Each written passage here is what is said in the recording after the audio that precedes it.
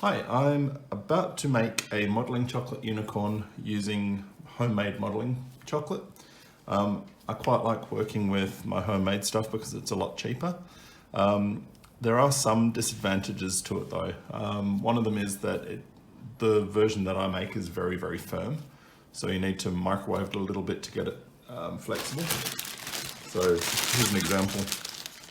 All of this has been recently kneaded and microwaved, so it's still a little bit soft. But here's how it comes out of the bag. It is really brittle and really firm, which is a good thing because it means that your structure's set up really fast, but you need to add heat back into that to work it. I can't just start kneading with that because it'll pretty much ruin my hands. But the point of this is just to give you an idea of how to make a wired armature model. So I am going to make my unicorn because it's a little bit easier, but you can adapt this same technique for just about anything. So here is a modeling chocolate reindeer that I've made. So it's all covered in modeling chocolate. And the nice thing about this technique is it gives you a really hyper-realistic, very stable little figurine, but it also gives you a nice base to put it on. So the base is nice and clean. You can put that straight on the surface of a cake and you don't have to worry about it. So this is food safe. Everything on it is food safe, and you wouldn't really eat it, but it is technically edible aside from the internal structures. But yeah, the nice thing about this is it means that people can have something that's made out of chocolate. You can make something really fast and they get to keep it as well. This is also good for competitions. So this technique you can use in a competition because you can do a really wide structure and make this as a removable piece so that you don't have the wires piercing through the cake and you're just relying on the self-balancing nature of this little platform. So I'll run through how to do that. And I'll get started though first. So you saw how hard that modeling chocolate is. So I've heated up a lump of that in the microwave for a few seconds and then started kneading it so that I can actually work with it. And I'll start lightest to darkest. So when I'm doing a model, I've made this model so many times, but when I'm doing a model, I usually color the chocolate as I need it. And for the body, for the unicorn, I'm going to make it white. So I'm just going to add a little bit of white titanium dioxide powder and just about that much, maybe a little bit more, and knead that through.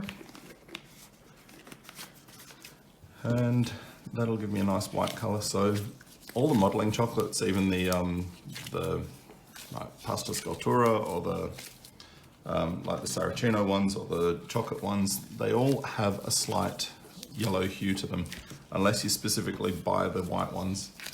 Buying the white ones is a good idea because it saves a heap of time, but there is a slight downside to that. If you buy an already white modeling paste, it means it's really hard to dye it jet black because it's already got, well, it's got white in it, so you're just going to end up with a heap of you'll end up with a heap of pastel colors. So I'm going to add a bit more white to that because that's still a bit too yellow. There we go. Now I'd usually do this somewhere near a sink so that I can wash my hands quickly, but I'm a bit too far away, so we'll see how we go. The other thing that you can do is tone this down a little bit with some like some blue or some purple, and that will help a little bit, but I can't be bothered. I don't really mind that much. If it's got a slight yellow hue, it actually looks quite nice, but it just helps. So got that, it's all good. And I've got my white, and you can sort of see the color difference. Yeah, well, you can definitely see the color difference there, so it's worth doing. And that's going to be the body of my unicorn. I'm going to call it a horse about 50,000 times. This is just going to be my base, so I don't need to color that.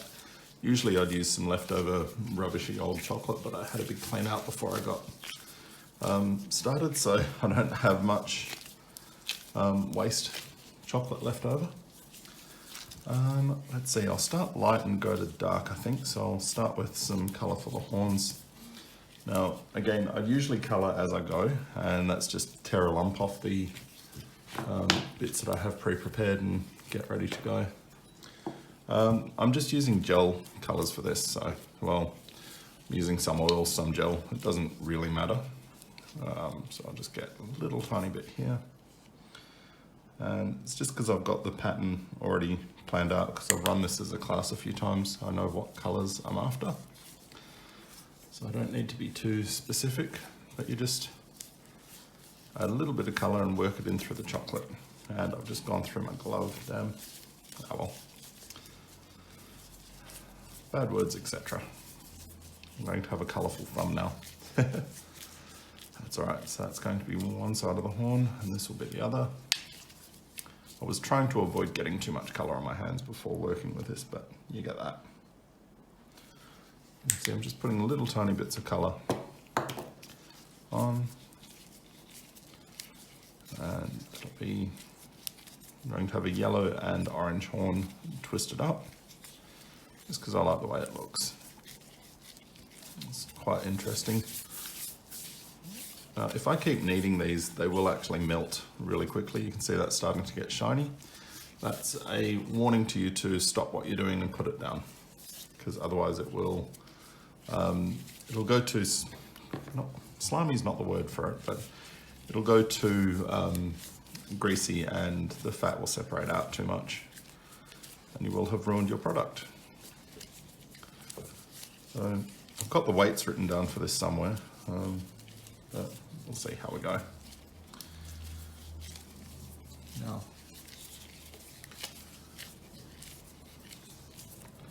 I'm just working all the little lumps out of this as well as I go. I don't really need to, because these colours will be used for the tail and the mane more than anything else, and it's kind of fantasy colours anyway, so I don't need to be too precise with the colouring. So get that going there, that's nice. Okay, nice pink. Now, if you use good quality colours, like your Chef Masters or your colour mill, the colour doesn't fade very easily. Chocolate colours really brightly, really quickly, and it tends to hold the colour for a long time without fading. So, oh, this is starting to set up already. So, again, this is a lot of prep, but worth it, we'll get there.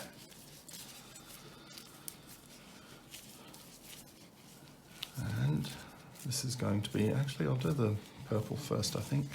So that's going to be my green. And yeah, I'll do my purple first. Which one's bigger? Doesn't really matter.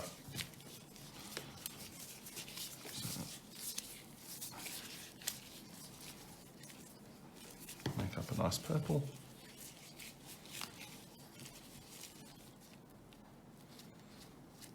Some of these colours are getting a bit old and beyond it, but well, that's way too much colour. Grab a bit of that, put that off to one side. Oh.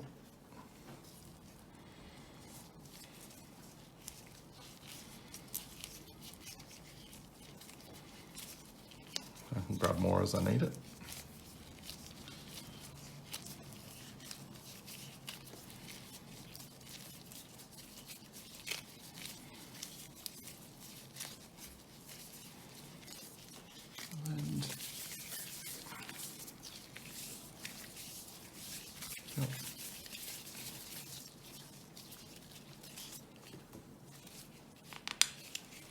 A little bit more pink in that.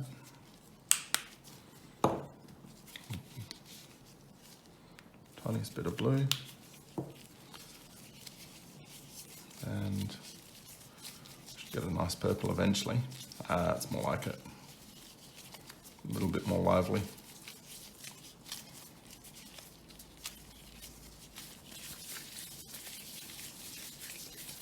Again, I don't need to be too precise with the colouring on these, because it going to just use them for the mane and the details, so it doesn't really matter that much. A little bit of blue, let's go with some nice blue. Oh, that's going to be too much as well. Until I'm used to working with larger amounts. Much larger amounts. But yeah, this is usually why I colour as I go. Colour to what I need as I need it, but all works out fine. Got a bit of blue. Yep, that'll do.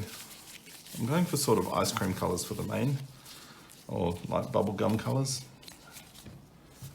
And a little bit of green. I'm nearly done with all the colouring. Then we'll get into building the armature and then we'll put the body on. It's kind of surprising how fast the body goes together. So green.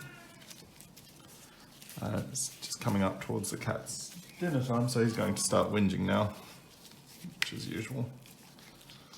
Anyway. Whoop, that's too much as well. Some of these colours are really old, so they colour up much darker than I want them to. That's okay.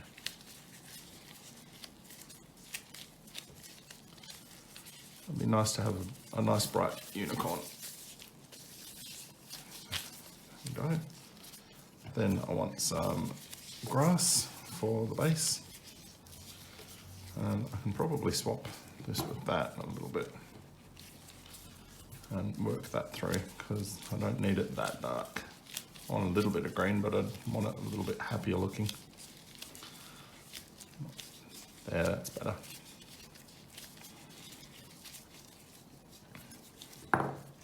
Done. Then this is going to be for the base, and that's going to be my forest green colour.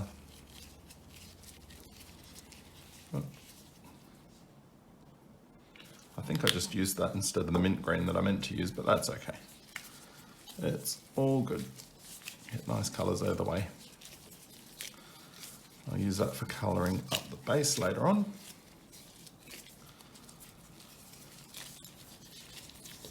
And that doesn't need to be mixed through too well because it's just a grassy green. Oh, I must have used the right colour. That's good. It'll be my green grassy colour. Okay, so now I've got all my colours made. I'm just going to put them over there and move my colours out. And I've got a little bit of black. I had some left over, so I don't need to colour that, which is good because it makes a big mess on your hands. So I'll switch these out and get my hands washed, so please excuse me.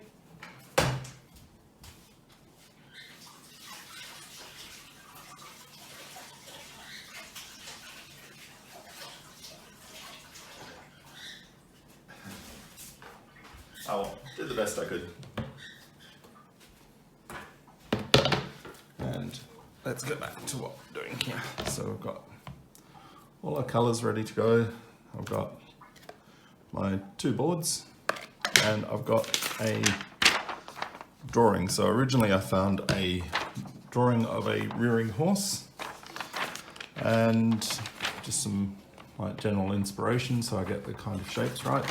So you just go to Google and type in silhouette and you get something nice. So I've actually redrawn this so it's my own, but yeah, really you don't need to be that pedantic about it. Now you'll work out where you want the joints in this. So just go around, and around, and around, and down, then down. So you can just go work directly on the actual silhouette, work out where you want your shapes, hang on, work out where you want your shapes to be. And then once you've worked that out with a thin piece of wire, you mark off all the little bits that you want, and that works out to about down there. So you mark off all the little bits that you want with the pen, and then you can mark them off on a piece of wire as well. So you straighten that out and mark them off on a piece of wire. These are ones that I've had left over from a class that I've done on this a while back. And I've just marked them all out and got them ready to go. So I know, like, basically on here, I'm going to have like a little joint to there, a joint to there, a joint to there, a joint up to the hip, from the hip, a little tiny bit of a hip, the body, and then the arm starts over here. And then I can see, I call it an arm, it's another leg, but you can see how that will run through. So that's kind of like the shoulder from the body. So I've already started that, but you just get armature wire, measure out more than you'll need, and I'll show you why in a second. But that's basically how I get that started. Now I'll keep that reference and refer back to that. So if I'm doing something larger than an A4 sheet, I'll enlarge it on my computer monitor and then trace around it with tracing paper to get the silhouette that I want, and work from that, and just work on a big piece of like tracing paper or butcher's paper. Now then, where are my tools? Yeah. Just going to punch 2 holes for the legs. So I've got a nice 5-inch board here, and how far back do I want them to be? This can be a little bit further forward. So just start, make sure you keep your fingers out of the way. Drilling 2 holes with a scalpel, and just twist it around. Yep. And then clean up that top surface. Clean up that top surface. I'll sweep that out of the way. Yep. And we'll just poke these through. Take a little bit of poking. Just down to the first mark that you've made. So I like to work out like where I like to sort of build a skeleton for what I'm making. So I work out where all the joints will be on the figurine that I want. And then I usually work out where the spine will be and make the spine and the hips and the shoulders. And that's usually how I'll start these things. So I'll just get that lashed together. So this is, I think it's 3.1mm armature wire. You can get that from a craft shop, you can get that from a cake shop. A lot of cake shops sell it nowadays. I know the one that I work at does, and that's pretty good. So I'm just going to, that's really handy for me. Here we go. I'm just lashing that together with some, I think this is like 28 gauge floral wire, and I'm wrapping this through and around a couple of times just to stop these from sliding up and down against each other. It helps to secure it in place a little bit. And twist that down. Now when you're cutting these, it's really smart to, when you cut them with your little pliers here, you'll end up with a really sharp, almost like razor blade thing at the end. So just use the rough part here, just to slide against that a couple of times so that you don't have anything that you're going to cut yourself on as you're working on your model. Because I have done it a few times and it's always a little bit embarrassing when you start bleeding, especially if you're running a class or something. And nobody wants blood in their food. I mean, very few people would ever eat one of these, but you get some randoms at parties who will do stupid things like that. So it just makes sense to make sure that your actual figurine is as safe as possible, because you never know who is going to be there or who's watching them. So go, let's clean that up, but also it makes it safer for you when you're working on it. Getting there.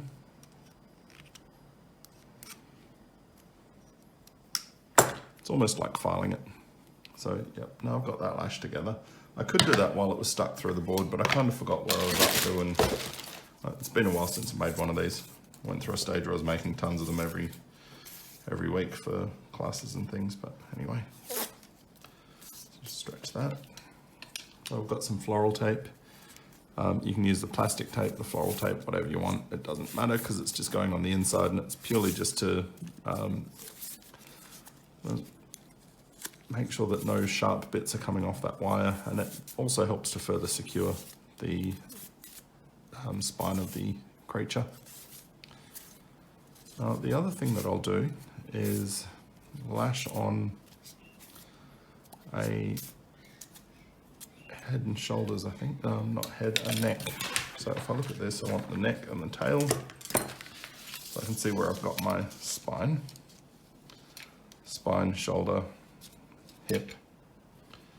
I just want a little bit of a nub there just to help with securing the head slightly. So it's not going to be a lot, but that's going to go there. And that can be for the tail. So that'll go across there, and then I can cut that shorter as I need to. So I'll just lash that on while I'm at it. Just little things like this will help later on. And I could secure that much better, but I don't really need to. It's purely just for the tail more than anything else. And to help locate the head. It's not really going to be necessary for securing the actual head of the creature. So, got this now, and put that on. It's all good. Okay, now I can start putting it through and assembling it. So poke that through your board. And these are just cardboards. And down through there. And bend it over. Bend it over. Oh, sorry, bend it over. Doing all this where you can't actually see it, which isn't helpful for anyone. So straight through the bottom like that. And make sure that you can press it down firmly on the board. And twist it around a little bit to help create some more structure. There, now that'll hold on nicely. Oop, that tail's going to have to go through there. And that goes that way, initially. So then, we start with the extra lump. The chocolate that we've got, the uncolored lump. This is usually your rubbish lump. So you can use this one for cleaning up your surface so that you don't have any kind of marks or anything like that. And then, I want to get this as warm as I possibly can. Really, really warm.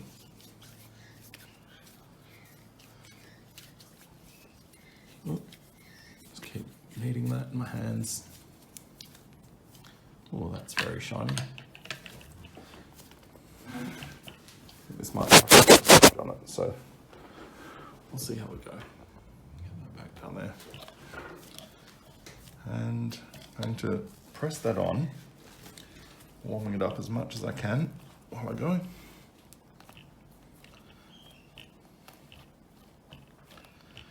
And sometimes I'll use a blowtorch on the wires at the bottom just because it helps to secure everything in, but you don't really need to. If you warm it up enough with your hands, it makes it easier. If you've got cold hands, my homemade modelling chocolate is actually harder to work with cold hands because I make the recipe for me and I've got really roasting hot hands. So I'll just put that on there and then press down nice and firmly and give it a roll and give it a roll. And then just poke the sides in and clean them off. Poke the sides in and clean them off. Clean as you can. And that will create a very stable base that will secure a lot of things. So I tend to use the sandwich method for hiding my wires for a lot of different cake designs that I make. It's fairly handy for me. Clean that off. You get a very tidy looking finish very easily. Now the fun part, horses have a lot of joints in their front legs. I'm not going to do this quite biologically correct. Let's face it, I'm following a silhouette I got off the internet, and I've never really seen horses in real life. Like, I have, but it's not like I pay a lot of attention to them. So I'm going to start with that going forward, and then come back on each of these a little bit. Yep. Come back on each of these a little bit. So this is why those marks come in handy. Oh. And usually you'd let this sit for a while. So I've got this so that the back part happens like that. And then I'm going to go forward for the front part of the leg.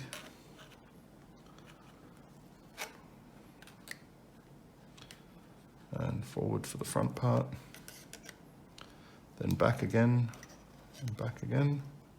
That's kind of its knees, or its upper knee part. See, clearly I'm didn't do biology, but anyway. So it sort of looks like a little person going, whoo! Yeah, again, technical terms.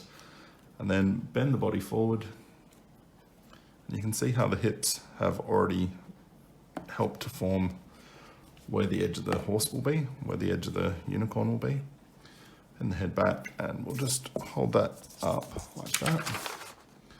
And see how close we've got. So we need to go back a little bit more on that, up a little bit more on that. You can see it's pretty close. And that could even go that way more. And just because I like my figures to be a little bit taller, I'll stretch mine out a bit more, but also I got a bit lazy with it. So now these are always really hard for me, so I'll start at the other end and sort of do the,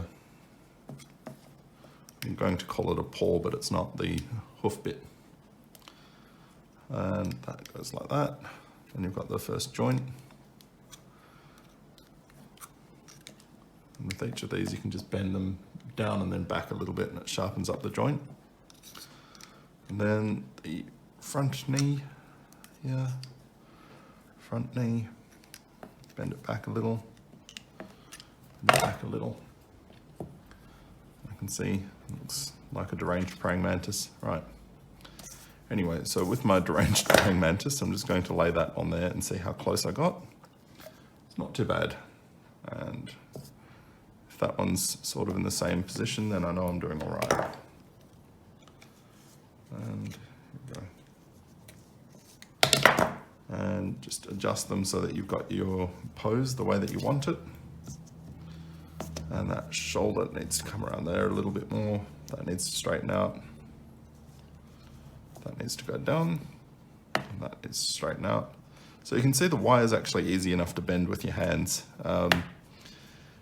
But again, you don't need to be a hero with it. You just use your tools where you can and try and save your hands as much as possible. So then I've got more or less the shape that I want. That comes down a little bit more.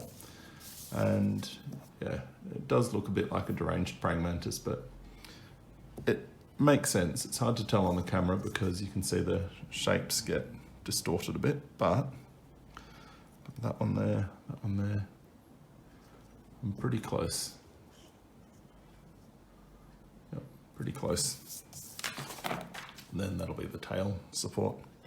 So I'll move on to the next thing, and I've got my original notes from when I ran this as a class 2 years ago. I'm sort of following through that as best I can just to see what I did, because it'll speed things up.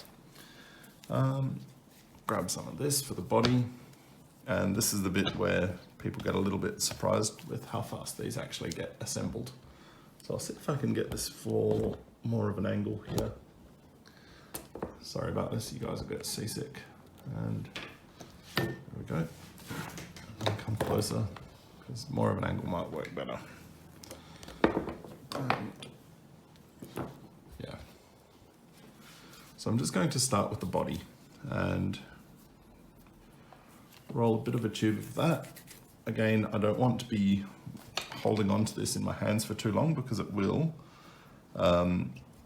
actually get too soft to hold on to the figurine. So just create a little tube, run a knife down it, and then slap it onto the body. So just like that, slap it onto the body and fold it around. Now I want to try and make sure that I keep the hips free, and you can see the little bits kind of blend out really easily. Now if I make this slightly thinner, let's cut the tummy out of it. Now you can move it around and you'll see, if you see the wires, you just push the chocolate back towards the wire so that it covers the wire more. Then you know that you won't be exposing the wire later when you carve back into it if you need to. So just don't want to make too much of a bottom for it yet. Just create a nice little body on it. And that'll give us a base that we can work from. And just drag the chocolate to where it needs to be. I've got really hot hands, like I said, so I need to actually stop playing with this or it will melt. But you get the idea from the start there. So I've got my little figurine started. Now I'll move on to legs. And legs, nice and easy. Roll a sausage, roll 2 sausages.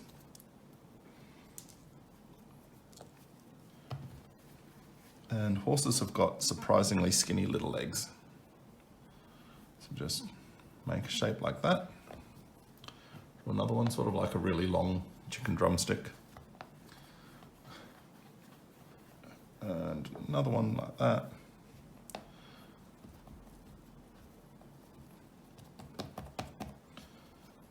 And I'm not worrying about getting it perfectly smooth yet because I just don't need to. And run a line down it, open it up. And slap that on from the back. Well, it doesn't really matter, you could go from the front if you want to. Just makes it a bit easier. And poke that on. And then try and feel for the wires so that you get the shape that you need. So push until you hit wire and then just push back a little bit and close in around it. So push until you hit wire and then just close in around it. And that is one leg shape started. And it's going to need some more bottom, but that's all right. And if you pull up from the bottom of the leg, you can sort of thin it out where it needs to be thinned. So again, push towards the wire and then pull back, and then you can drag the chocolate up to where it needs to be. And this is one of the nice things about working with chocolate. If you don't hold it in your hands for too long, you can sort of maintain the temperature right so that you can reshape it as you need it. You can drag chocolate from down here up onto its bottom. It's just neat the way that you can do that. So I'm just going to smooth that all in. So all I'm really doing here is just pinching it all into the shape that I want it.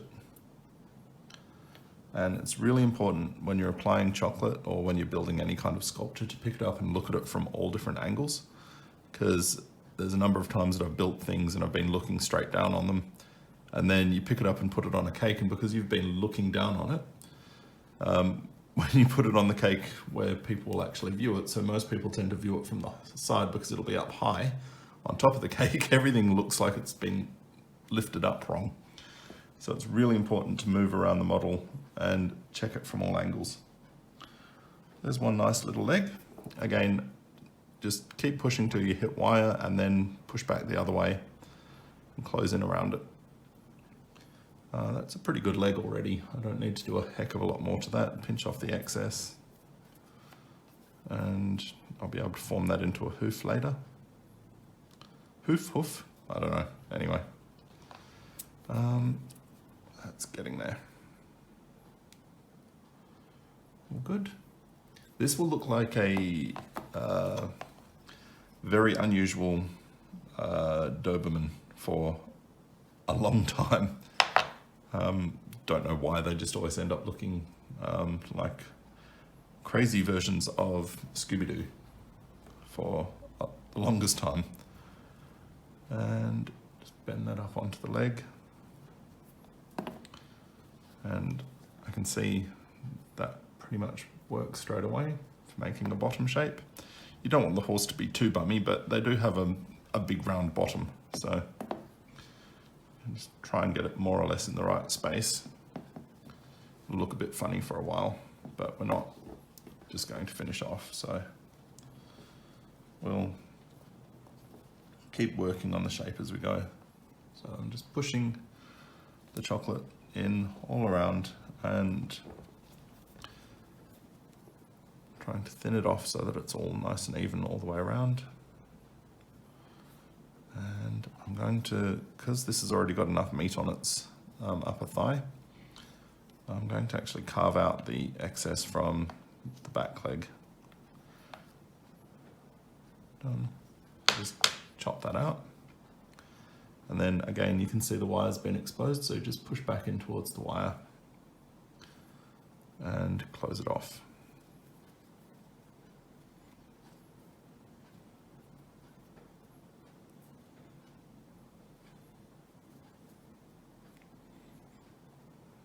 And you can see how quickly you get the leg shape that you want. It's a really nice thin little leg holding up a very heavy structure. And it's pretty easy to do. There we go. I can add more detail to that later. And now nearly all of this sculpt can be done just with a scalpel and your hands. One of these, a paintbrush eventually, and a cocktail stick, which I don't have with me. I'll have to go get that in a moment, but that's all right. Just close that around the back. I'm still working on that leg. I don't want to get it exactly perfect, but I do need to get it close-ish because once it starts to set, it'll crack too much when I move it around.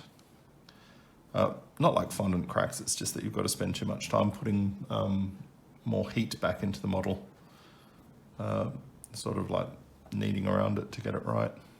I'll just take some of that off and push that back on.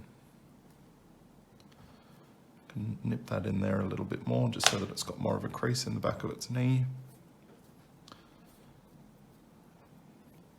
Done. And I'll show you how to smooth it all out as well.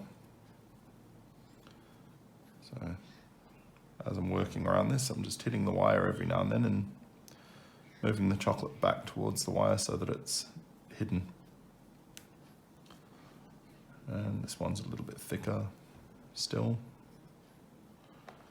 Take that off and close it around the wire, push back towards the wire, close off. Yep. Done. They're more or less the same. Again, it's not too important because it's a fantasy creature, so I don't need to worry about it too much. Now this leg is too thin at the top, so I'm just going to add a little bit more chocolate, warm it up quite a bit. And then I can just spread some chocolate across that to thicken up the top of the thigh. So that's one of the really nice things about this, is that you get to work additively. So you can just add to it and remove some away. That's a cat yowling. I think it's a little bit windy out. I'm just going to go grab a cocktail stick and yell at the cat. And I'll be back.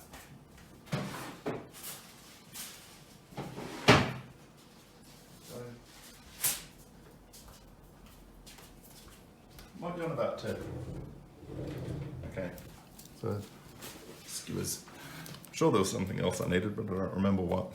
So it's all good. I'll move on to the arms now. I call them arms, front legs. Yeah. Sort of build it from the bottom up. And then you flesh out any bits that are too skinny. And as you work, just pick up any little crumbs that you've dropped.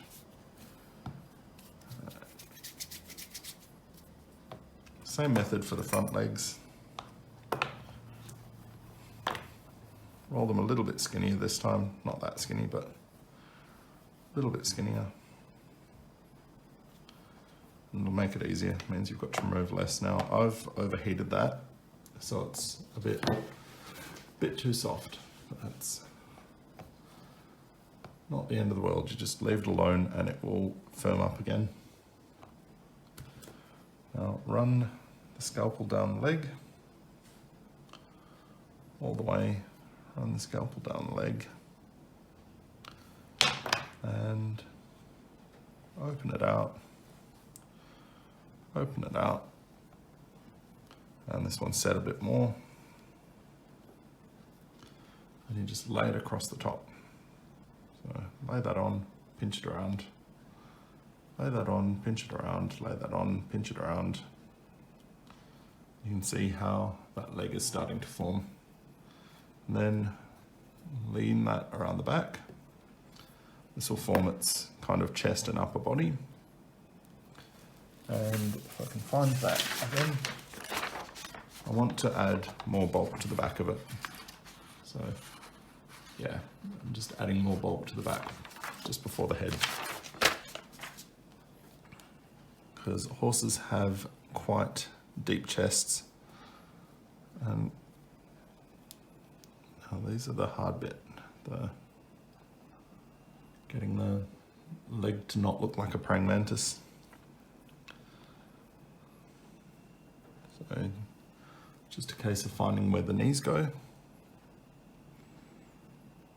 and building out around it accordingly. And I'll pop a hoof back on that later, I think.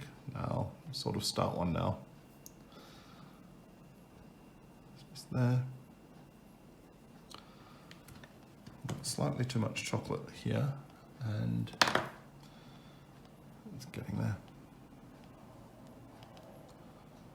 That can be a bit longer and pushed down there. That gets pushed up there.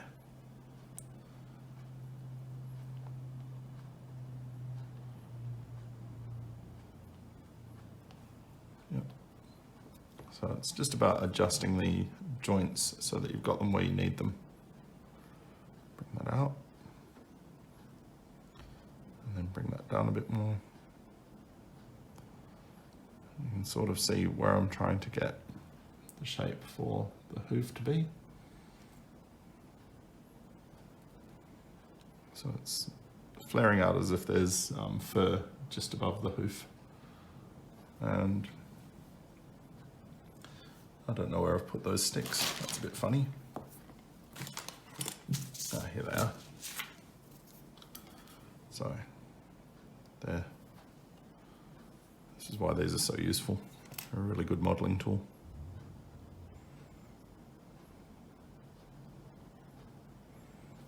Okay, now this has set up a little bit more, so you can see when you pick it up it doesn't just bend down, but it's still got a bit of flex to it.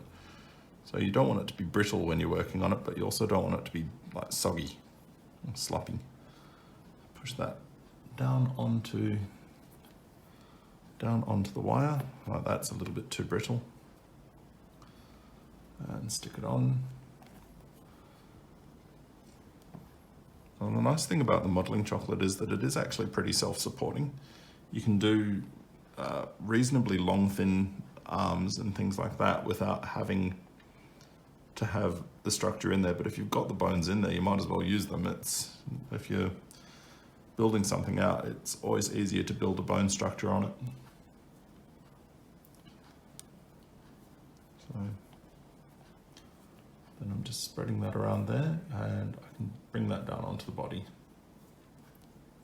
Lift that up, and so you can see as I'm working on this, I keep the whole thing moving as much as I can, so I can see it from every possible angle and see how it's looking. So if one of the legs looks a bit peculiar, I can fix it, or if one of them's a bit skinny, I can fix it. So just press those in. It's actually a pretty good upper body starting to form there, and blend that down. Now if it's getting too it's not quite dry, but if it's getting too firm, you can use a tiny little bit of water. So you just dip your fingertip in the tiniest amount of water and you can use it to smooth the figure. So that helps a little bit if it starts to set up too quick. Done. Done. So that's my body started. Just going to see if I can get that to match. So I've sort of got a joint there, a joint there. It's like I'm missing a joint on the figure. It goes up higher. There we go. And then that has to go back further. So you can sort of lie about where the joints are on the figurine just by readjusting it. And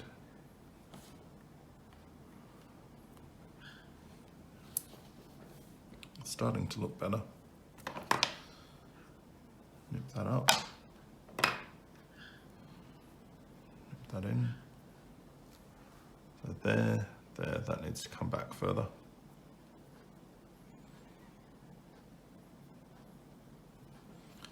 And then there to there, it doesn't really matter as much. And sort of fake the shape, pretend like I know what the underlying biology looks like, because I don't.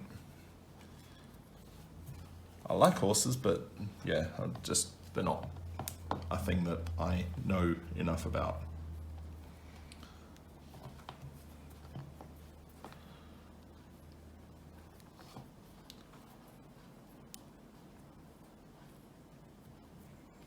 So just get that shape to stay, keep it all moving, and I'm going to add a little bit of the bit across here. So I'm going to add a bit from the chest up to where the neck will be, just to flesh out that chest, because the chest is looking a bit odd.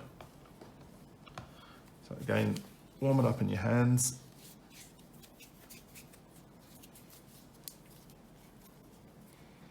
And to make it stick and blend slightly better, you can use a tiny bit of water. You really don't need to though. You can just blend it using the heat from your hands, but we don't have all day. It just takes that little bit longer. So put that in here. And I'm going to drag that down onto the body. And drag that out. Same here, just drag that in and across onto the leg and up onto the leg so that I've got a stronger looking leg. And drag that down and across. I don't want to take away too much of the detail that I've made there. Now, if you know the biology of an animal really well, you can put in every muscle, you can make it look really impressive and make it look like you actually know what you're doing. Which I suppose I sort of do, but I don't really. So there. And just try and blend that out a little bit more, so it looks more like a musculature. Done. Done.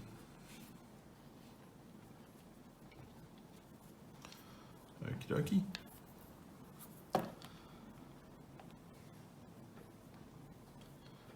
See how that's starting to form, and I just need to take a little bit out from here because that is odd. So yeah, take that out and that looks a bit better. And I can do the same over on this side. Take that out and it'll look a bit better. But I needed to add it first so I could see what I was working with. And get that to join back on. I'll run over this whole figurine later with some water to smooth it all out. That should help to make it make more sense. Yep, that looks more sensible now. Basically, if something doesn't look right, it probably isn't. Just build it up or take some off. Okay. Now let's move on to the head. The head is a little bit more detailed, and we'll get that started. So this is the other way that that You can see I've given it too much of a sway back, so I need to fill in this bit here where my thumb is. I'll just do that before I do the head. So warm that up. Warm it up good. And again, I've got my egg cup of water, a tiny, tiny bit of water across its back, and spread that on. And it just makes it look a little bit healthier. Doesn't look like a malnourished ancient horse anymore. That's better.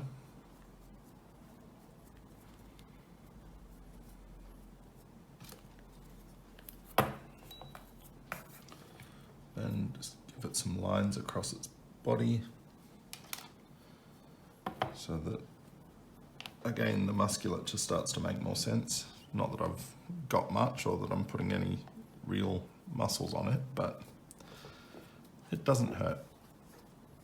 I'll just build out its bottom and then we'll move on to its head. I keep saying we're moving on to the head, but its bum looks wrong. So we'll add a section of muscle here. Build that out. Drag it onto the thigh and then up onto the body. And do the same on this side. We want to make sure that it's not too hippy. There we go. Build that down and drag it on. Just take some of the excess off. And smooth it with a little bit of water to get it into the shape that we want. So, what's nice about this is I sort of have to work fast so that the chocolate doesn't set up completely, but also I've got time to readjust it as I need to. So I can see where its bum looks a bit wrong. So drag that out and just correct that. And that tail will come from lower down.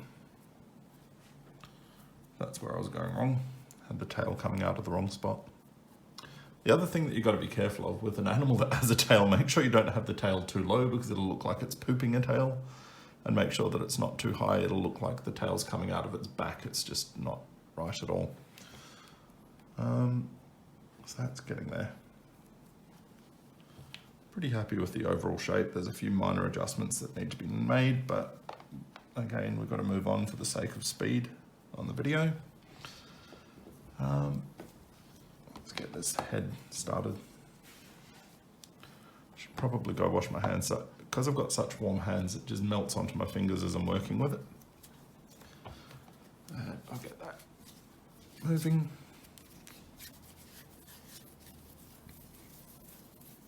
And I don't want to make this too warm too quick, but let's see, so I've got my horse head and I'm going to lay that on there. So I'm just making like a wedge shaped, like a sphere, and then dragging it into a wedge shape and or a ball with a bit off the end. Lay that on there and see if it's the same size. It's a little bit bigger, but that's all right, because I don't mind it having more of a head on it. So yeah, I'm just going to have to wash my hands because they are way too sticky to work.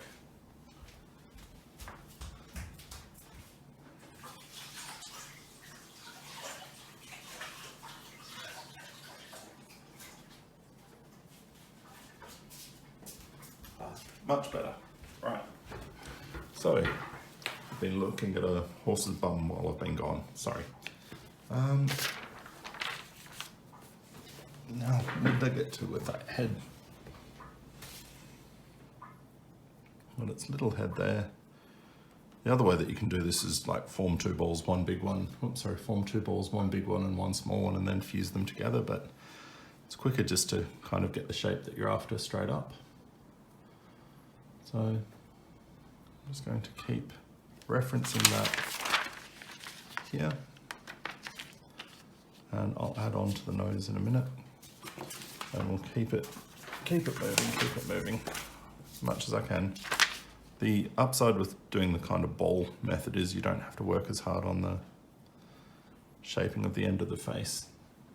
So that's okay, all good. Now, what I want to do is work on, I'll zoom in for this and see if it'll do it. Yeah, so I'll zoom in and hopefully you can see what I'm doing. I'm just going to press in with 2 fingers, like that, to get the shape that I'm after. You can sort of see up there, 2 fingers, 1 in on each side, and that'll give me sort of where the horse's eyebrows will be. Not that it truly has eyebrows, but just keep thinning that down, keep that ridge in the middle, ignore the yowling cat, and then I think I will just jam that on top here. So I've got my horse's head. I'm going to come back out and we'll see. So is this thick enough? It might not be. So you can see I'm missing a little bit of the head, so I still need to have that little triangle there for the head to go on. So I'll grab this and build out more of a neck. Horses have got ludicrously long necks. It's kind of surprising because they're such strong necks. It's always a little bit shocking just how long their necks are, and it's not until you start building things out. But it's the same as people when you're building a person. Often the proportions are really peculiar, and it's not until you're stopping to think about the proportions that you realize that they're quite different to what you'd expect them to be, which is why having a silhouette really helps, just to reference back to and see how close you are. So getting there. And I don't want to keep holding on to this for too long, but I need to add even more.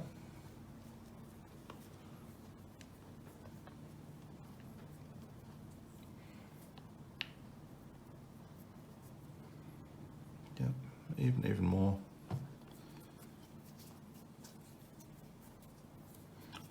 I'm just trying to make this as warm as I can as I go up. This is probably handy as well because it means that when I put the features in, you'll be able to see the features up higher.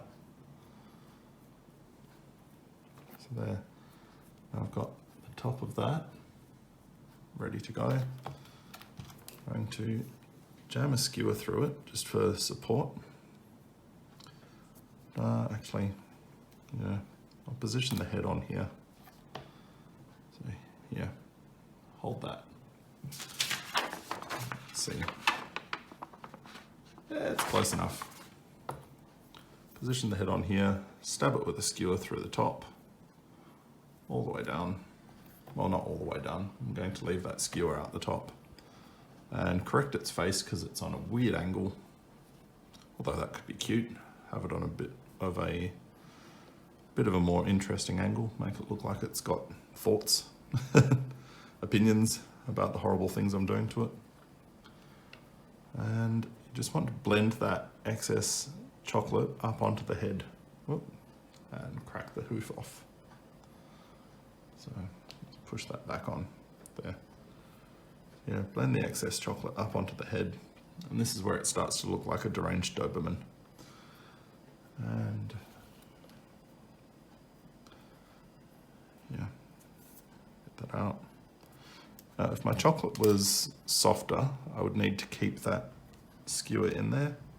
I probably need to, but I'm going to work without it. So normally I work with a skewer all the way through the head, and then when I'm done sculpting, I just yoink it out because the head is self-supporting enough. But no, I'm going to live dangerously. See how many times I can do this without busting the head off completely.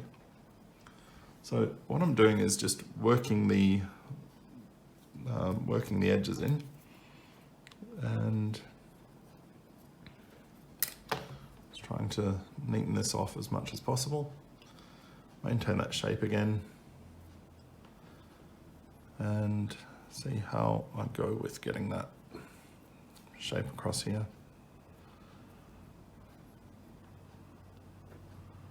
Okay. So sort of pinched up here for the eyes, pinched down here for the nose a little bit, and just flatten that down. So I've got sort of a little triangle shape here, starting, and the space for the eyes up there. And I'm very slowly starting just to tease the face into shape, and I am going to crack this head off a few times. It's all right. And I've got to stop saying it's all right. That's one of those things when I do these, I pick up weird verbal tics that I don't do in normal speech. But it happens.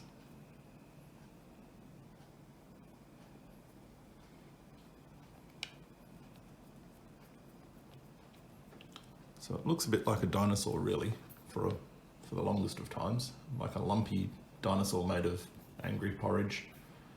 And I'll just take the back of the head off a little bit, because I've got some excess that I don't need there. And neaten that around. It's something that I could have done a bit later. Now I'm being careful when I'm doing this to try not to introduce too much heat to it, because it'll soften up the chocolate and prevent it from holding its shape as well as I want it to. Now what I'll do is I will zoom in a bit, and we'll start with the, let's see if that'll sharpen up.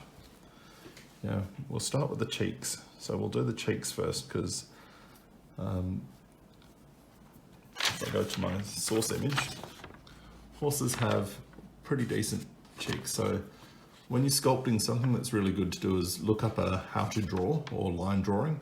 So you can see this horse has a really big cheek.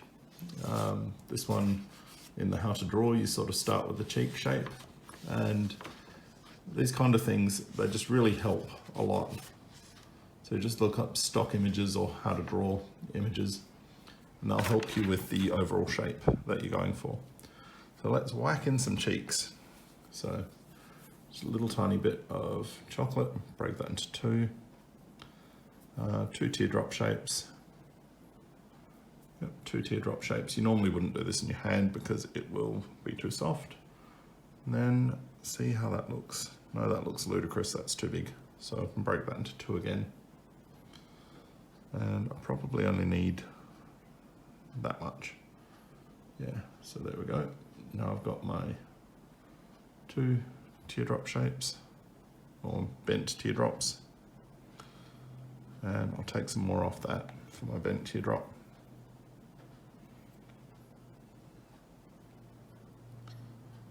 Yep. There we go. And I'm just going to apply that to the side of its face, roughly where a cheek would be. So it's usually below the eye. You can see that bent teardrop there going in. You need to blend that down.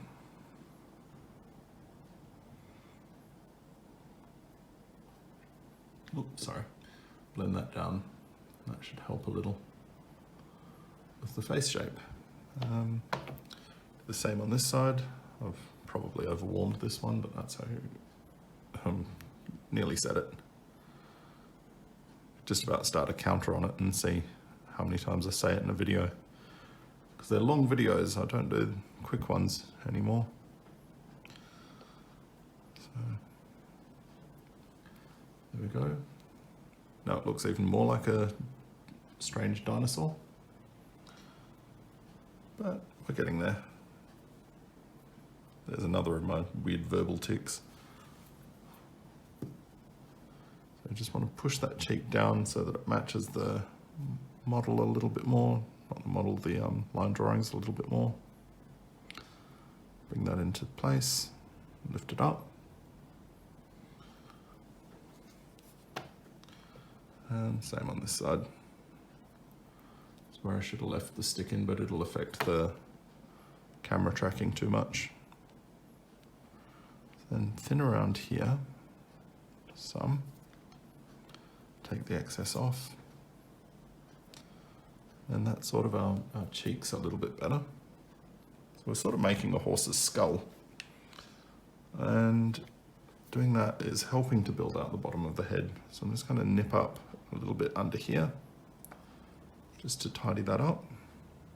Nip that up a bit more as well. And that just helps to create a better looking shape. We'll tidy that off.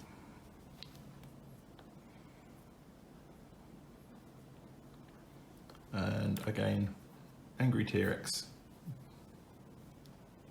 I always think these are funny when they're all without colour. And now what do I do on this one next? So the other thing that I'm going to try and emulate on this is they've got a really prominent forehead.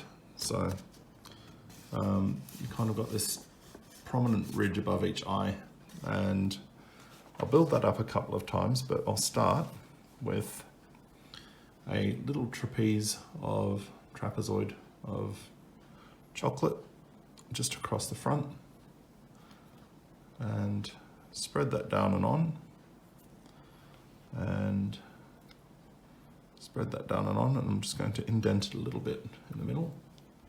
You can see how that's starting to form. And then spread that down. And spread that down. And it's starting to lose a bit of the height of the head because I keep pulling down on it. If you leave the stick in and yank it out at the end, like I said, it will be easier. And the one upside with the head being so wiggly like this is I should be able to put it back on that nice angle I had before.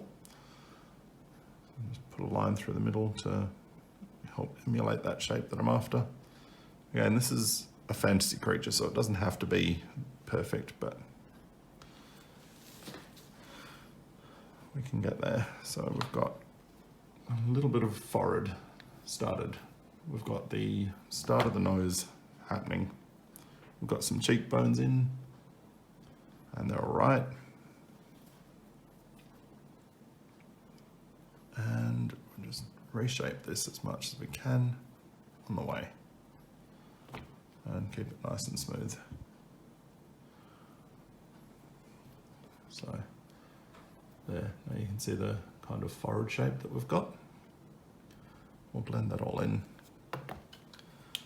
And I'm going to work out where I want the eyeballs to go. So I'll use the sharp end of the skewer just to mark out where I want the eyeballs.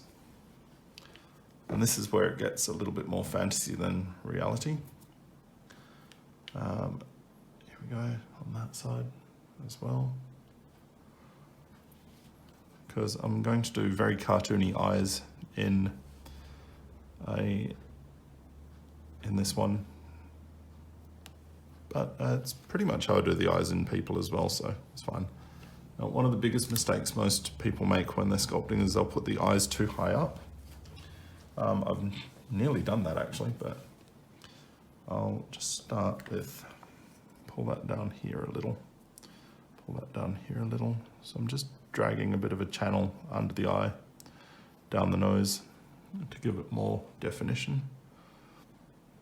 There we are.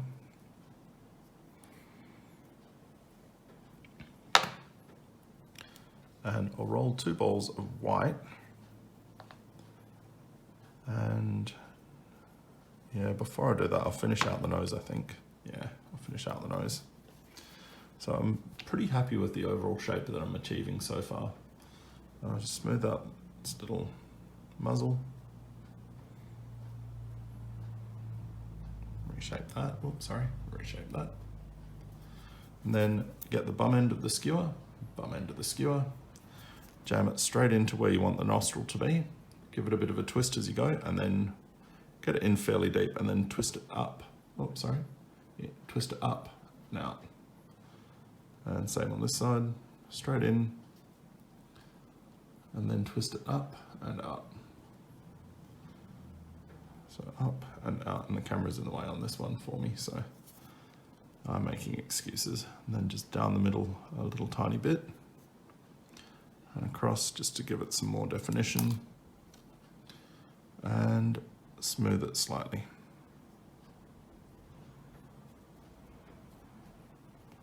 I'm still cracking the head off the body, but it's fine. Now, to do a mouth on this, what I want to do is come in from the side. See if I can do this. So come in from the side to the middle. So come in from the side to the middle, then drag in from the side to the middle on each side. Oh, and pull some excess chocolate out. And then just twitch the jaw open so you can see where I've cut. I'm pulling in from each side if the chocolate's warm enough, if you're working fast enough. Helps to shape the mouth a little bit better, but I've sort of failed a bit. It's all right though. And I'm just going to bend up the bottom of the mouth a little and then close it. And I'll take some more chocolate out. Yep, let's take some more chocolate out.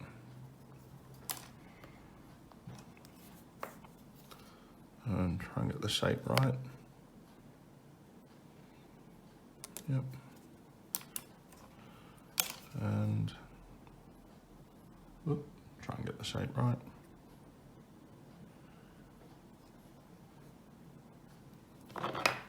And pull that back down.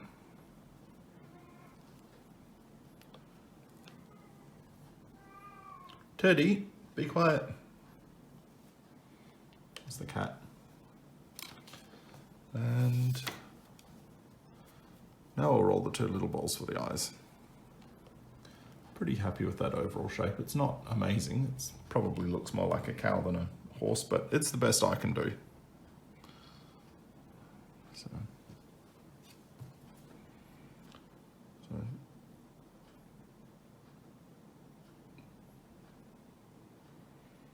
two ball shapes and press them on.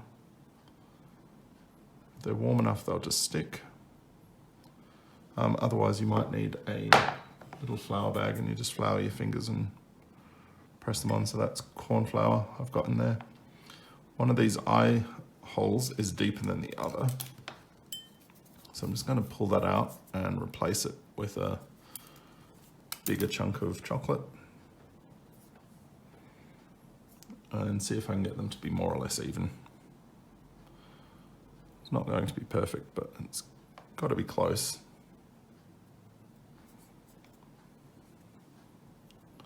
So where I'm going off script here is I'm making the eyes more forward facing. A horse's eyes are actually really quite far onto the side of its head, so I'm just going to press in on each side here a little bit and drag these down so that it's not as round and human looking,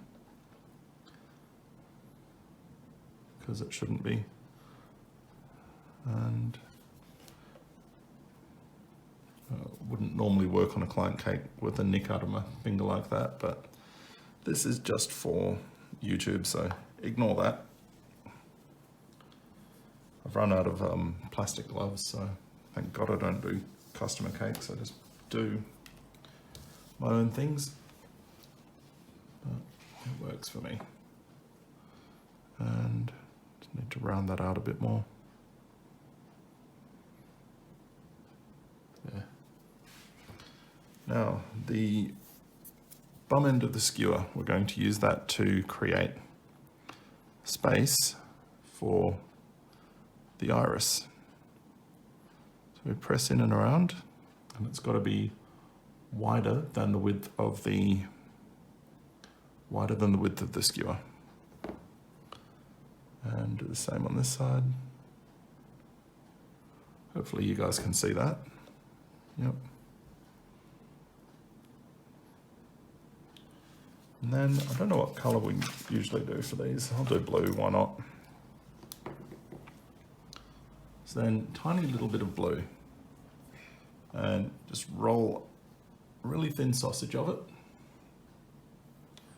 Really, really thin sausage of it. Grab your scalpel and chop off a section that'll be big enough to just pack in there. So just big enough to pack in there. And I'll need about the same amount again. Now the reason I'm doing this in little tiny bits is it's better to have slightly less than you need than more, because as soon as you pack too much in there, you'll get some crazing around the edge. So it'll kind of spider web out and look a bit wrong. So I'm pretty good at guessing this. So you can see I've got that there. Then use the bum end of your skewer again, just to tamp that into place. You can kind of close the white of the eye around it a bit more, and you just pat that into place. It helps if you've given the space that you've created time to dry before doing this. It's not so much dry as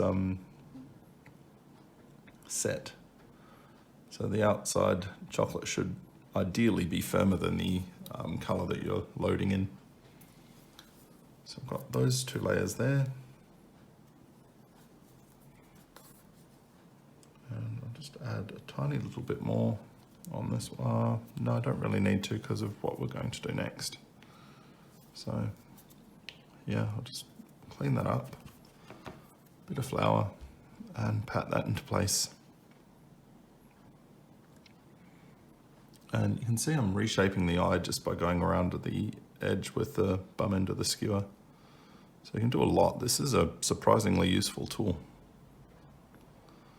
It doesn't matter if it's a bit rough, because I've got a nifty way of fixing that. So just getting here and flour the skewer so that it doesn't stick, and jam the skewer straight into the center of the eye, which is truly terrifying looking. And I can see that I don't have enough color there, so I'm going to add a little bit more color and pack it on. Yep, yeah, I'll pack in a little bit more color because I want it to have more of the blue showing. Yep. So then I'll just flour that skewer again, jam it through the center, right in the very middle of the eye, and then twist it around to release, and that should lock all those layers in together. Then do the same on this side. I'll probably need to load this one with a bit more as well. And straight in. Now you'll notice that I'm twisting the stick as I do this as well. And that one looks like it's nearly full enough. Yeah, I will add a bit more color to that. So I'm just warming a little bit up and then putting that on. I need half as much. Yep, put that on. Oh, I lost it. Oh, there it is.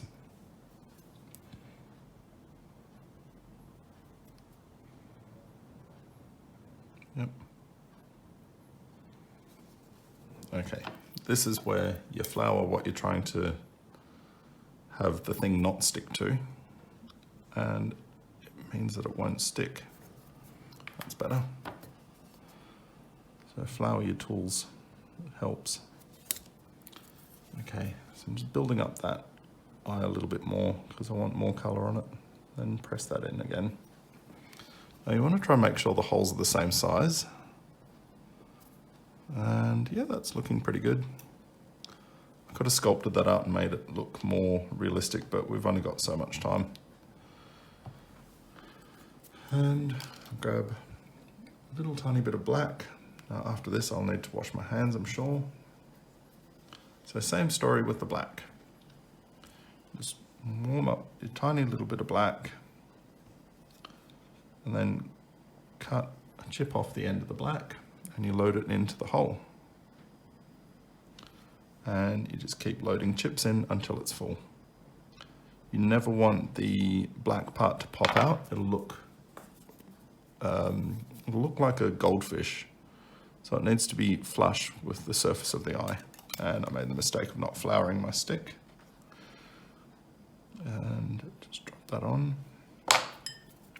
and flour the stick and press it in. And a little bit more, so I'm just filling up that hole as best I can without overloading it. Oop.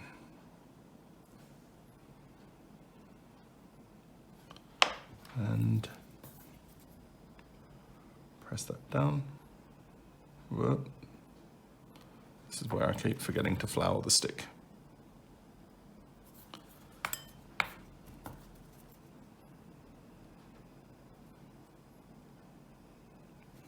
Now it's important at this point to not faff about with it too much. Once you've got it there, leave it alone, because the more you poke at it, the more the black will bleed into the color, and you don't want that. You can do stuff to kind of hide that a little bit later, but you really don't want that. So start loading the black in on this one. No, do it right. So roll your little sliver of black, cut your bits, and poke it in. Flour the skewer,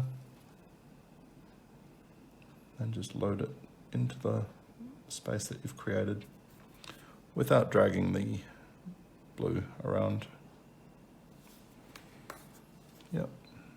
Try and get them even, and again, don't worry too much about it if you've got a bit of overrun. The more you try and fix it, the worse it'll get. He says trying to fix it and making it worse. So here we go. Good. Now, because I've been playing with the black, I need to run and wash my hands again. You're going to think, gee, this guy's never here for his videos. Be back.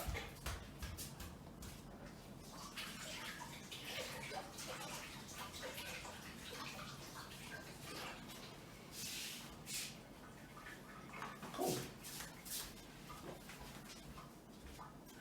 Okay, and then let's see if I can find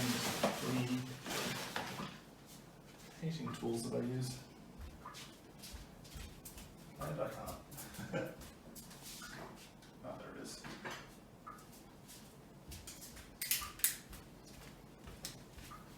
Now, clean fingers again, and a little brulee torch. You can use a barbecue lighter for this if you want, but you just use what you've got on hand. So just start that going so you can see the flame. I'm just going to run that over the eye a couple of times. You can see that the eyes go really shiny.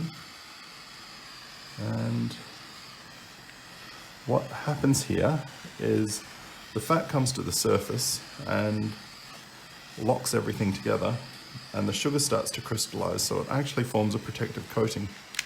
So I'll leave that for the moment, and let's see. Now what do I want to do? Yeah, I want to give it like eyebrows, yeah. But I'm going to have to wait for that to dry off. So now it really looks like a skull. Looks quite gruesome, really. But it's not overall a bad shape. You can see the details kind of smooth out. And I'm going to move this around, smooth that off a bit more. See, as I've been moving this, its little bottom's getting a little bit messed up. That's okay. It's going to tell the cut. Daddy, no. Where are you and what are you doing?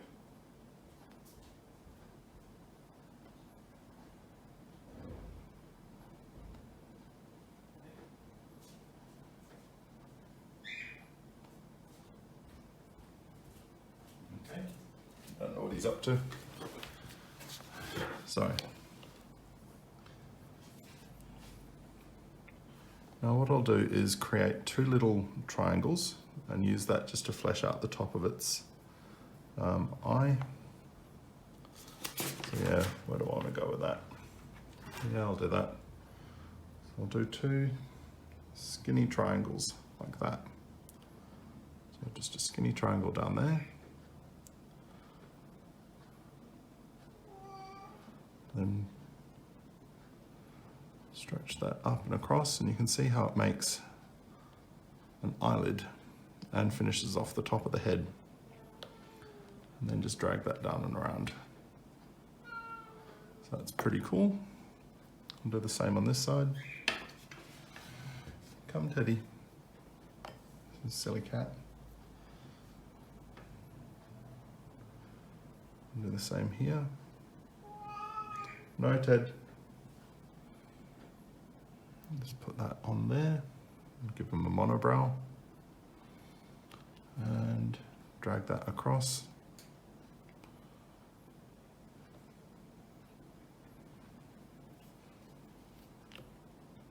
So you can see how that sort of starts to come together. And then just drag that down. Pat that all in place. And push in at the sides just to thin out the top of the head a little bit. Or not really the top of the head, but just even on a person, just the bit on either side of the eyeballs kind of narrows in a little bit. So now it's looking a little bit less fearsome and skull-like. And I'm just dragging the chocolate back up off the eye so I can push it into place and get the shape that I want without messing it up too much. Now that eye has actually set a little bit, so it's and that once the oil sets, the fats set on top of the eye, it actually forms a protective coating, so you can move the chocolate on top around without damaging the actual integrity of the eye itself. Just drag that down, blend it on, and it's starting to look a bit better. Let's slap some ears in. So we'll grab a little bit of chocolate here and we'll put some ears in.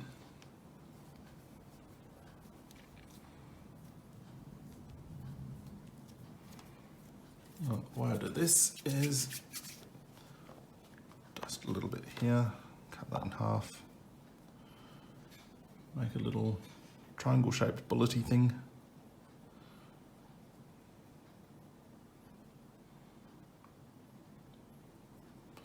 Just like a pointy little sausage on each side, and try and get that as even as I can. Yeah, that'll do. And then I can chop that and get the shape that I want. Now I've got two little triangles, and they'll become my ears. I'll put my duster back, dust the pointy side. Now lay a skewer on here as a former and just form that into a bit of a tunnel there. And they'll be quite large to begin with. So then just start closing them from the bottom up. Now I need to put that down because that'll get too soft and squishy. And same thing on this side, and this one will start to set too much. Just form it up and around and close that down there. Try and get them sort of similar. Now horses' ears sit quite far forward, quite close to their eyes. So I'm just going to press that onto the side of the head like that. Oh, a little bit lower or a little bit too large, and then just drag the excess off. And I'll steer that into the right spot from the inside. Just drag it across like that into place, and then we've got a nice shaped ear for our horse. I keep calling it a horse, but a unicorn's just a horse with a spike on the top. It's fine. Let's do the same on this side. I probably could have gone further over with these, but I don't really need to. This is where it just looks like a deranged Doberman for the longest of times. So skewer in, drag it across to where you want it, and fix up the face that you just squished. And there we go.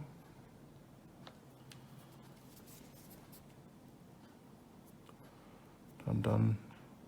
It's all right. On top of that is a little bit soft. So if you give this a bit of time between each stage, it does let the chocolate set up, but again, you don't want the chocolate to set up too much, because it will prevent you from correcting things. So there, now he looks like a llama. Anyway. Angry Doberman, llama. Llama. Anyway. Thank goodness for a mane. That'll help a lot.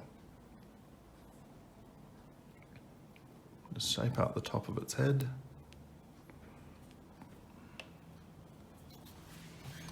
And what I like to do with these is give them a tiny little eyebrow, just because I think it looks nice. So I've just grabbed a little bit of the purple and I'll roll that. So it's not quite eyeliner, not quite eyebrow. It just helps to define the top of the eye. And, oh, don't know if you can see that. There we go. So really nice and fine down there.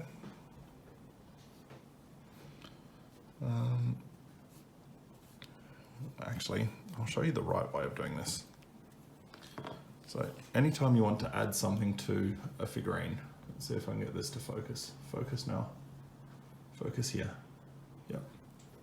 So anytime you want to add something to a figurine, create a handle for it.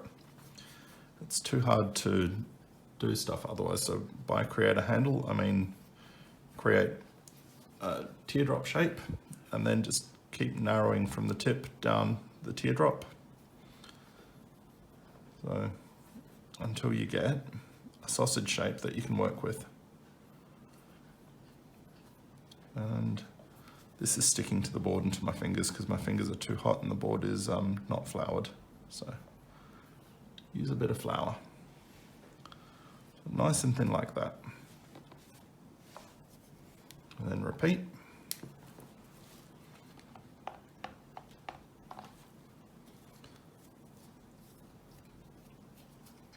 And this is getting there.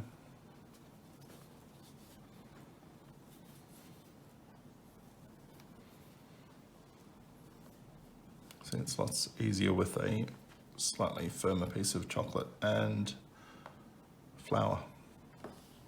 So now I've got two pieces that are nearly the right size.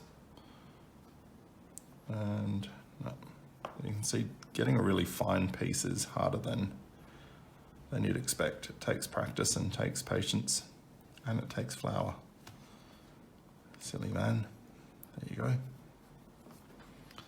And then you just need a paintbrush, which is one I prepared earlier.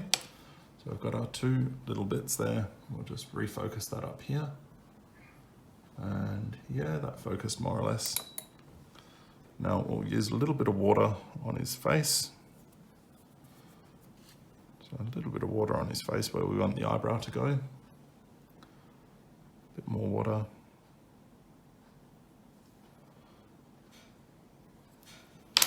Then we grab one of these, jam it onto his body, and you use his body to hold it. So you don't have to. I'll do that further down. And then you just bend it into place. Be quiet, Teddy, it's not your dinner time yet. And you can see how you can position that so that it sits nicely and outlines the eye without you having to do a ludicrous amount of work to get it in place. Then just chop that off and take the rest of it off. Done. Same on this side, so I'm just going to warm that up a little bit in my fingertips.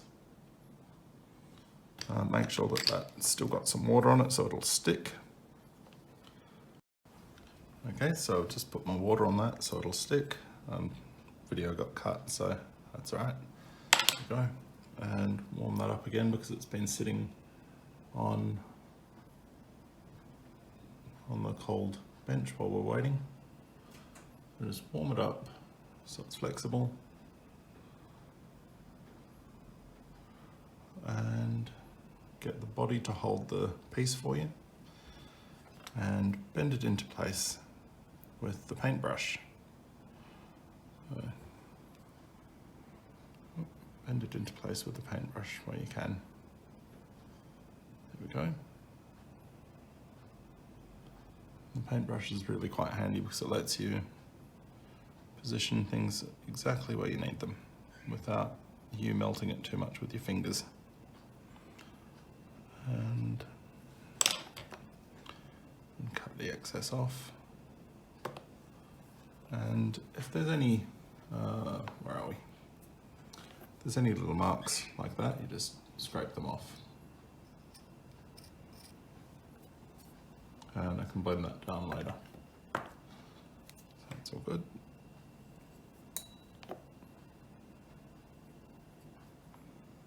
I don't think that's picking up any water when I do that. There we go.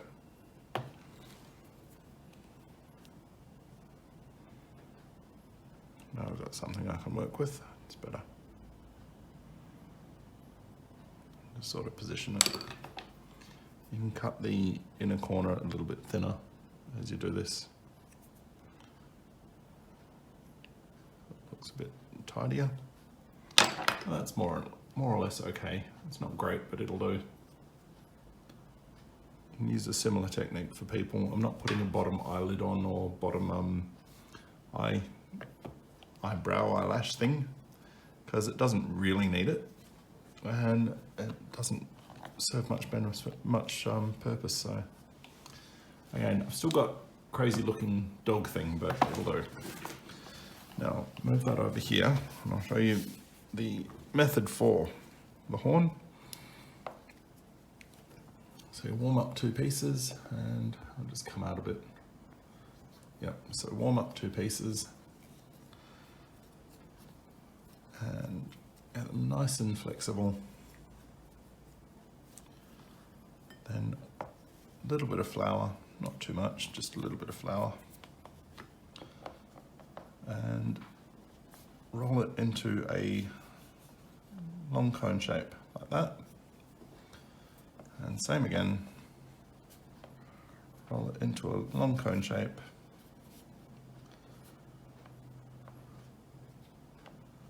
Like that. And once you've got them both the same size, and I just happen to get lucky with this one, press them onto each other gently and make sure that you keep them warm, and start twisting from the bottom up. So you want to twist from the bottom up and just keep it moving.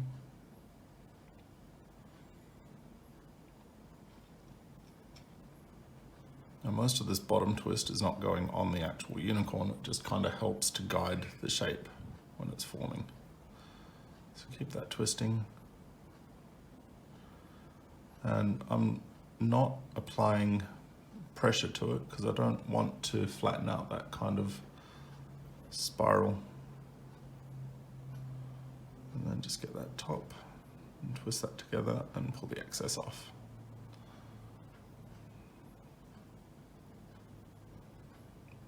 Then just work it from the top down again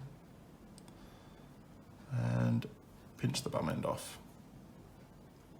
That's not my best one, but it'll do.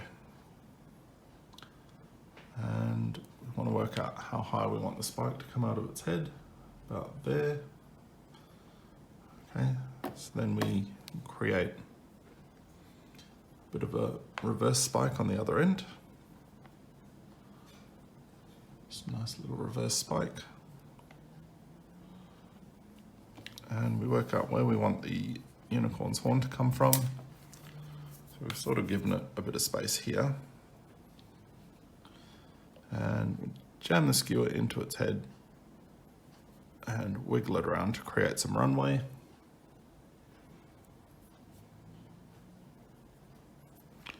So you want to create space for the thing that you're putting in there to stick. Just dip that in some water and taking the excess water off and push that down into the hole, and that's pretty much it, done.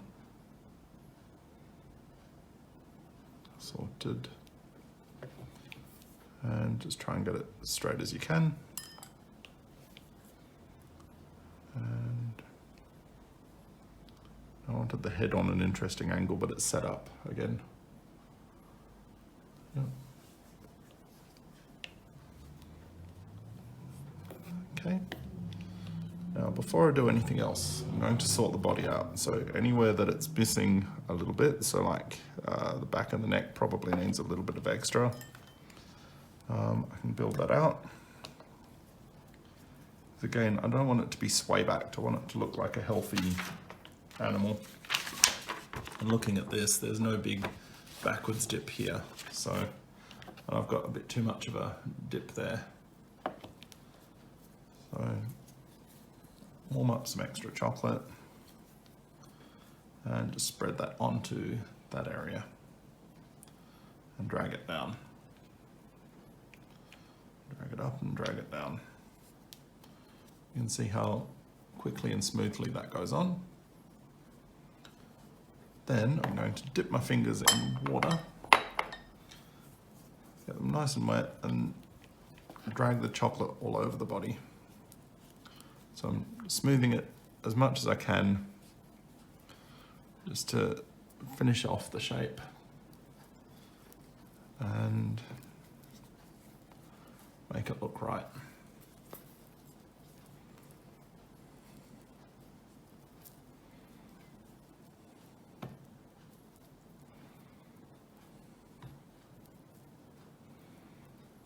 If we get the underlying structure as clean as we can, the finished product will look better.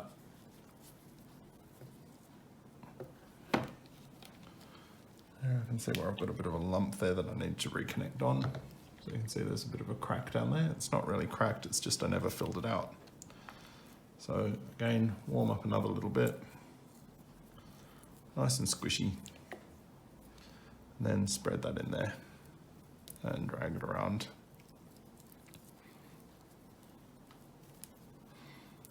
I'm sort of remelting the surface. You've got to be careful not to add too much water because you will undermine the actual structure of the chocolate. But you need just enough so that it'll make the surface slippery and help you with melting the very surface of the chocolate without melting the underside. And you can sort of start to work some of the body shape into this a bit more. And give it shoulder blades a little bit. Work that out. And dip your fingers again. And where its bum end's got a bit rough, we'll just smooth that over.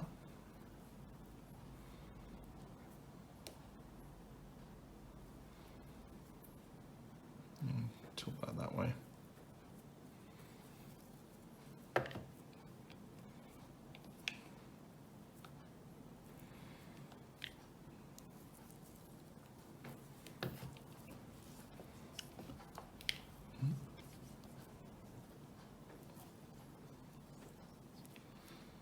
I'm smoothing out the legs as I go as well. Just get them looking like I care. It's not that I don't care, it's just that I've made so many of these, I'm bored by them now a little bit.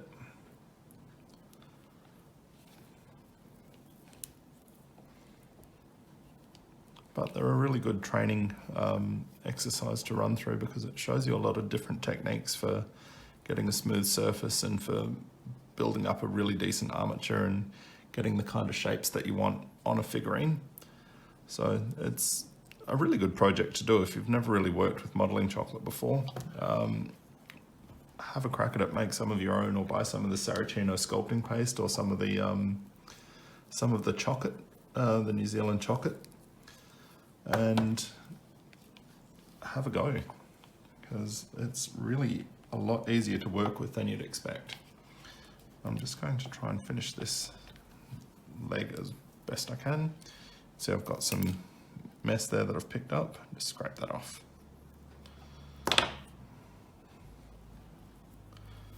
And sculpt out the legs. Just trying to smooth them as best as I can.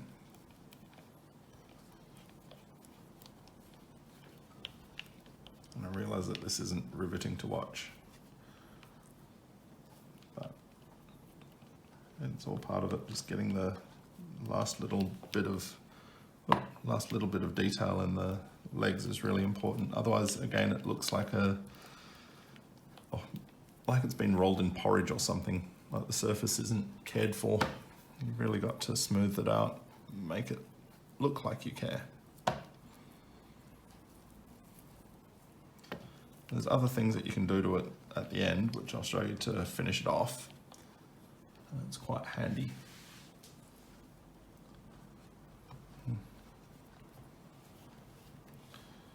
And just finish shaping that out. Shaping that out.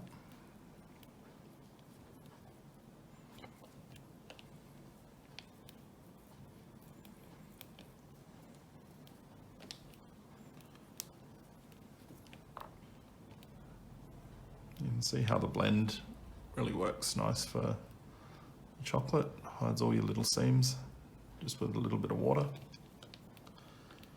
And I've sort of started cracking his head off again.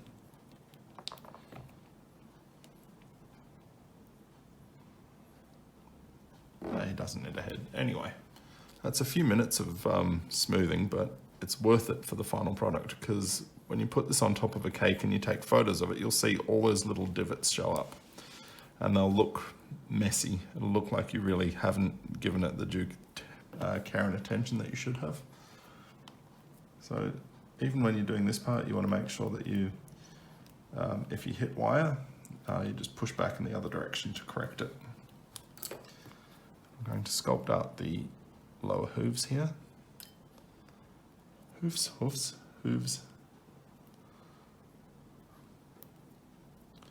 I'm really just making a bit of a line around it so you can see a hoof. And same on this side.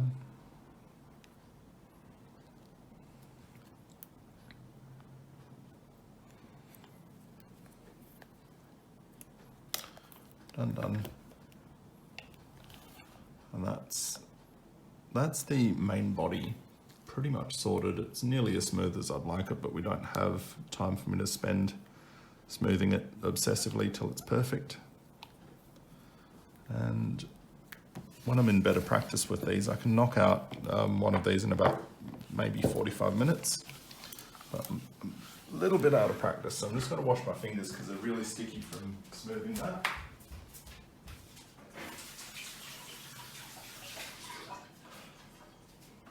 Then we'll get onto the fur, hair, horsehair. Yeah, I suppose it's hair. Hair makes more sense. Yeah. We'll get onto that bit now. So we'll start with our colours and we'll just roll lots of sausages of colour. And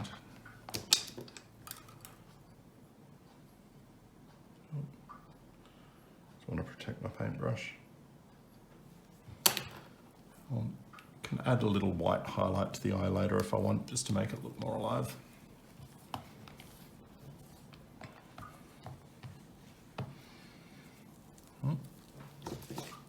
Start warming these up. These have been sitting on the table so long that they've gone rock solid again. Really firm.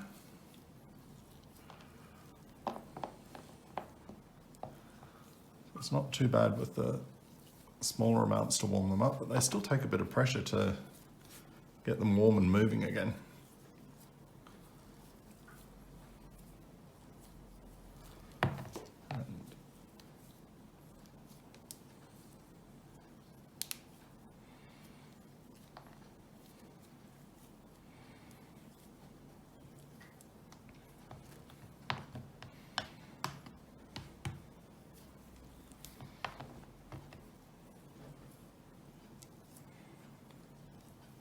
Warm it up.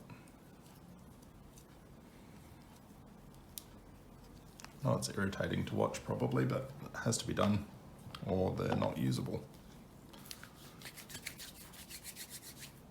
And I'll start with the sausages. So many sausages.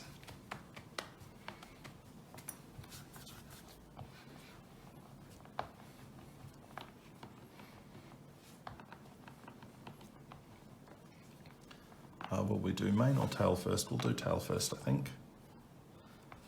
Well, mane's probably easier, but yeah, we'll do tail first. Then want to flatten out the sausage. Flatten it out. You don't want it too thin. But you need it a little bit thinned off. And then grab a shell tool. Just make sure that that's in focus. And you run down the piece with your shell tool from the middle to the outside, run down the center, and run down, turn it over, and like that shape. And warm it up on your hands again. And you can feather it a little bit. Just to make it look a bit more realistic. Work out where the horse's bum is and the tail is going to be. I kind of want, like in the picture, that shape there. And before I do that, I'm going to encase the tail in a little pipe of chocolate for support, because otherwise it all just spins around. So just split that open a bit.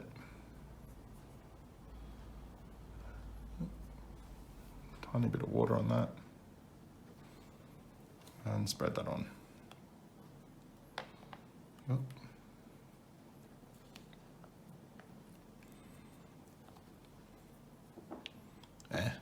Pretty much just folding it on now, because it's got cold in here suddenly. So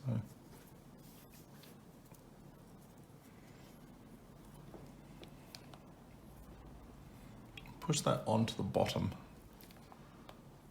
So remember, a horse's tail is a continuation of its spine, so it needs to come out the top, not there. It'll look, again, like it's pooping rainbows, which again, unicorns are supposed to poop rainbows in mythology, but yet no, it's not a good look.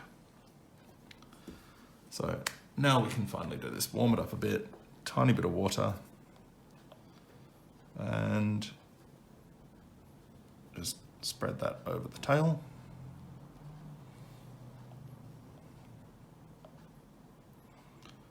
And feather out the ends a little. There. So you can see sort of how I'm just mashing that onto the sausage there. And I'll just do one of each colour, I think.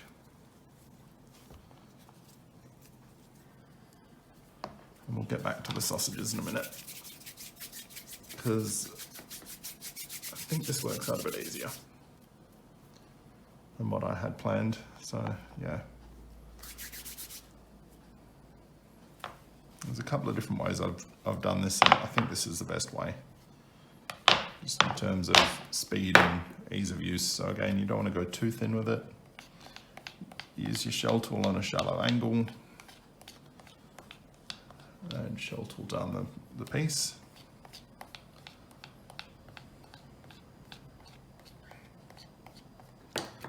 And feather out the edges, little feathers.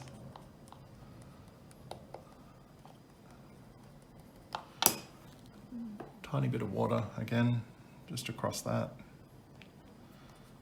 And work out which side you like the best, and layer that on.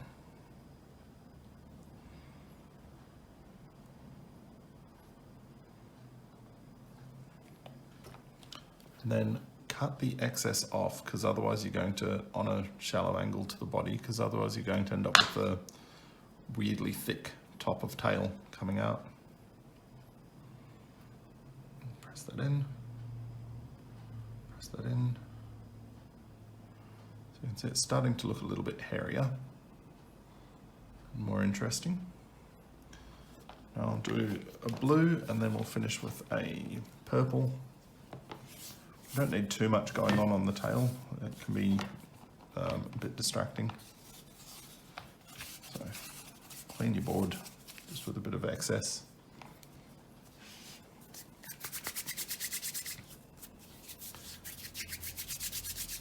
form it.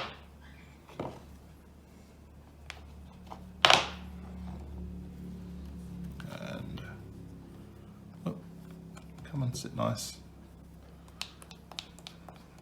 Feather off the edges. I should have really floured that first because it's stuck. That's alright, that bit was too thin anyway. Feather off the edges.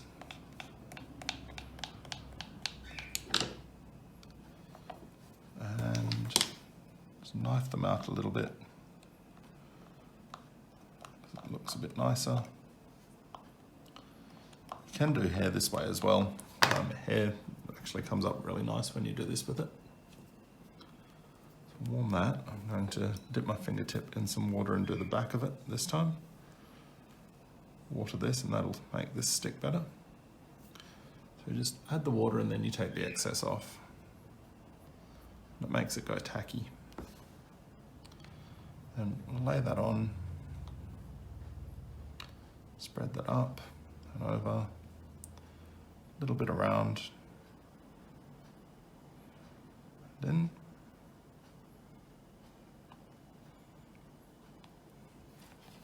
and again, trim the excess off.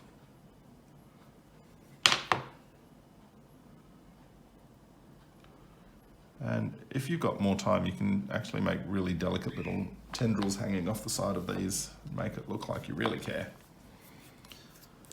Last bit.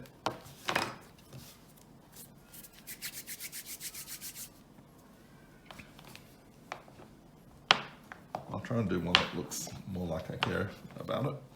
There we go, flour it. I always forget to flour. End up with stuff stuck to everything, including myself. All right, so try a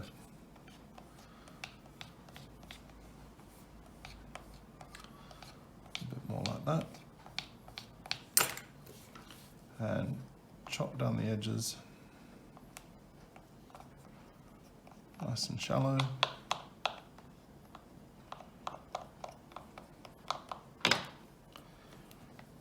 And warm it up on your hand so that it goes flexible again. I think I like that side better. And run your finger down it with a bit of water. And you can fold it up so that you get more interest on it.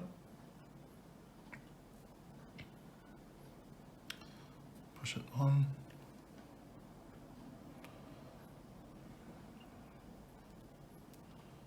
Just try and get it to stick. So if you've got too much water, it'll just slide around everywhere like it's doing here.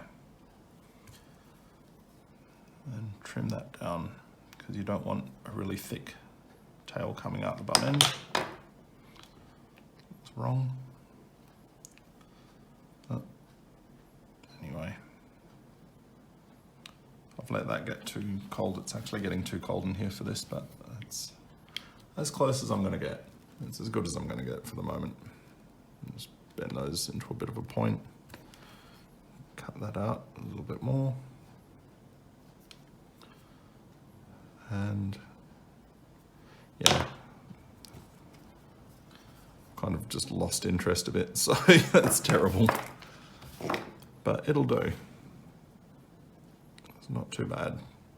So I've got a full enough tail to work anyway. And I can hit that with a little bit of heat just to make that more interesting. Take off some of those really harsh, lumpy, grainy looking edges so that, again, it looks like I actually care.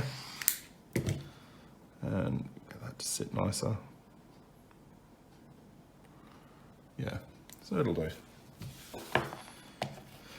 Now, the fun bit, the head. Draw from the horn down the back of the neck and stops just above the shoulder blades. So we've got a bit of a line there just to follow, make your life easier. This is what we needed all those sausages for that I was talking about earlier. We're just going to create a whole heap of little bits. Now, how have I done this in the past? I think I found a better way of doing this. Yeah.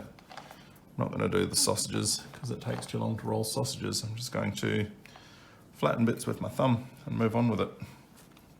Flat, flower, flat,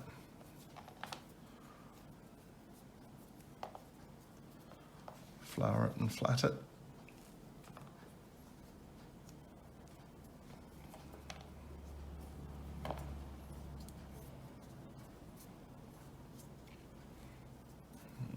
Flour and flat.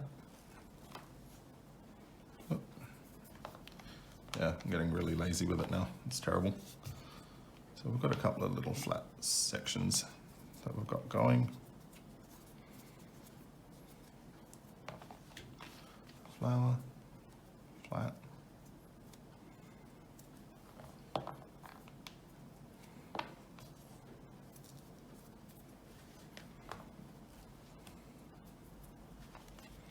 All right, then I'm going to use this tool again just to get the tops of that. And chop that so that I've got a bit of mane.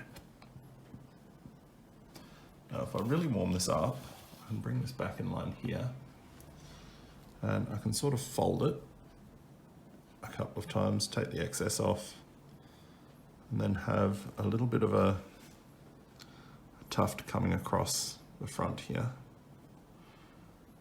That should look quite cute. Yep. And just blend that down onto the back of the head. So yeah, you can see how I've just blended that into the back of the head, and I'm using that split there as a guide. And I'll do the same on this side, just with a smaller bit. And fringe that. We made that too warm. But for this, it doesn't matter because I'm just going to be making a bit of a tuft for, actually I'll just use half of that. Bit of a tuft for this side. It's a bit rough, but it works. Actually, I'll put that tuft on this side. I like the way that looks there. And spread that down. What colour do I want in there? A little bit like that. Yeah, a little bit of green. Put a little bit of green and purple. I keep trying to treat this like I'm making flowers where I'd usually batch the processes, but you kind of can't. Just got to do them as you go. Silly Robert.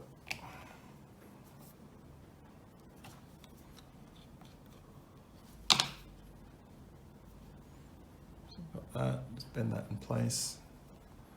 I'll pop that around there so that it doesn't look bald on that side. The same on this side. And where I'm going wrong here is I'm letting it get too warm when I'm pressing it, which is always the critical error. So again, I've just made a little bit of a fold and spread that just across there. Now if we go to the back of the head, we want to make sure that that's not looking too bad. And that's okay. So we'll check the front. The front works. The front's all right. A bit more of a swoop. Just because it's more interesting, yeah. Then we'll go down the back. So back to those larger sections. This is where it gets more fun and things happen faster.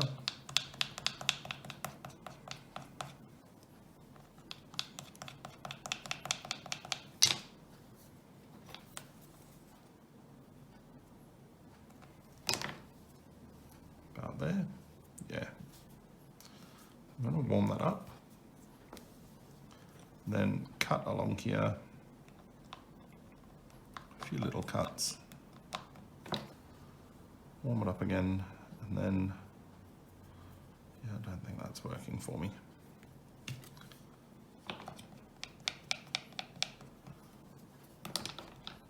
Right. I'm going to lay that over here. Press that in. Now I'm going to press that in from the side. I'm going to cut that excess off.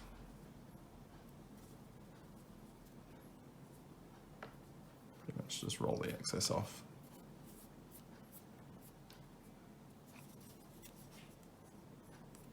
Go back that way. Now, it always looks better with 2 rows of the hair, just a little bit offset. So green and, we'll go green and pink as offset colours. Hopefully that'll work.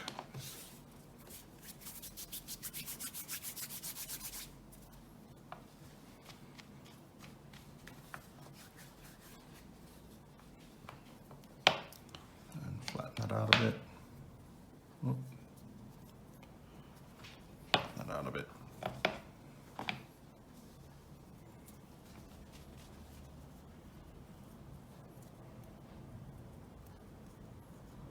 I'm just thinning along one end and using the shell tool just to give it some texture. Turn it over. Want the texture on both sides. And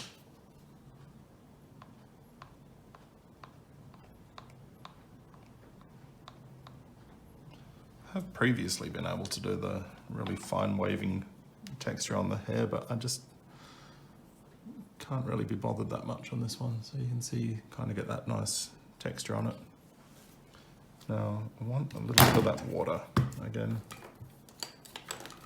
Let's see if I can get this. Yeah, a bit of water. I'm just going to push that on.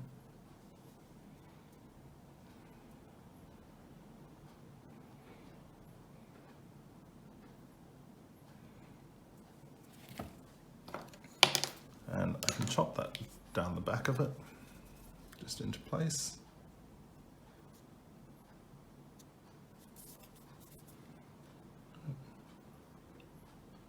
Just chop that down the back into place and pick off the excess.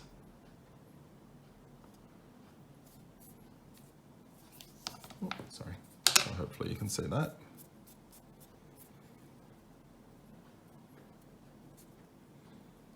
Spreading that down, warming it up, and then just spreading that hair back out.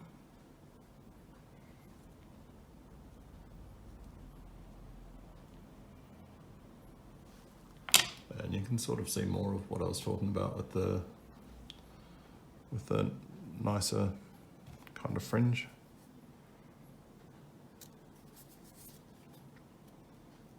I'm just going to take that excess off where I can.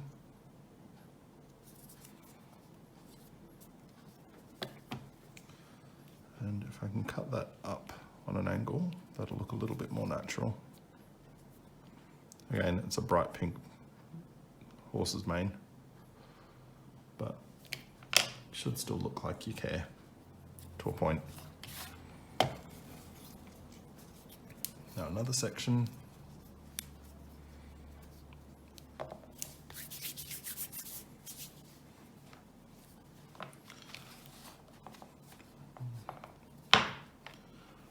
Blue and purple to finish, because why not? We'll probably have another bit of pink at the top, I don't know. Depends on what works.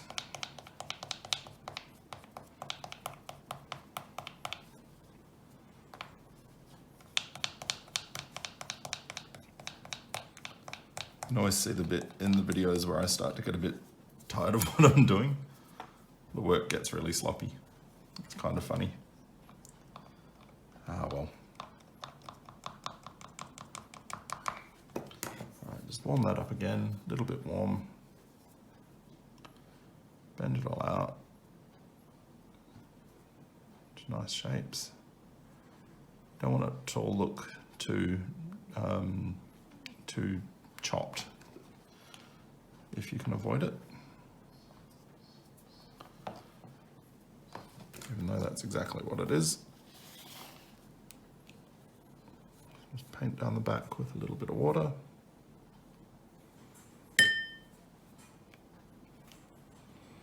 and press that into place.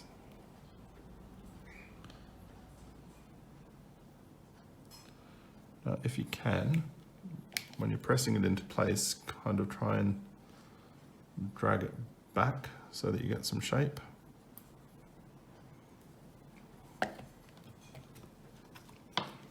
And tidy up the overhang as you go. So press that on, tidy up the overhang.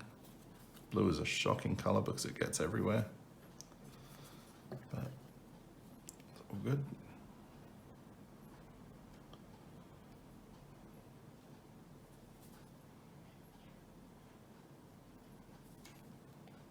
If I work just fast enough, I can get it to look right.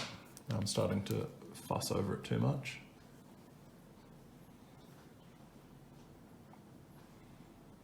Yep.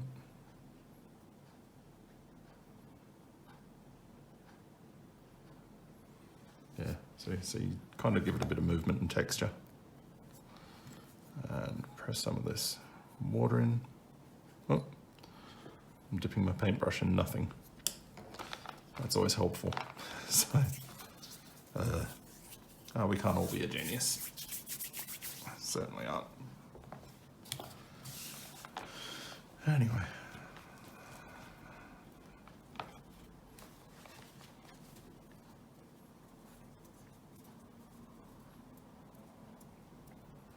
Almost done.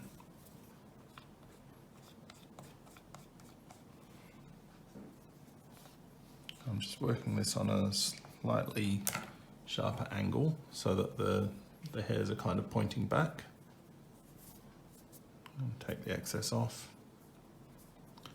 and then cut along those, because these ones actually do matter because they're up quite high. Take some of that excess off before I get it on the head this time, and just peel that excess away. Oh. Always make the pieces much bigger than I need them because I know that I'm going to lose a lot as I try and apply it. There's my little horsey mane at the top. Now they should ideally all be this kind of quality, but I can't be bothered. Nobody's got time for that. So here we go, press this in, and just blend it all around. So you can see that kind of shape that you get there. And looks relatively okay. It's not the most amazing, but it'll do.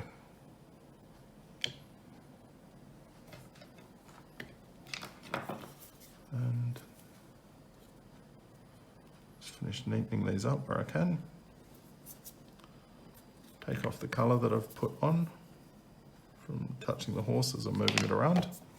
So I'll fix that again in a sec. Now, I kind of want the tail to look as good as the top, so I'll redo the tail. Because I can't, in good faith, leave it like that. It looks terrible. So if I get really close to that, you can see it's kind of stocky and bally and gross. So I'll just add another strip of green just to fix that up. Because again, it should look like I care. I do care. I care about my work, but this is just purely for the sake of making a video because I had nothing better to do today.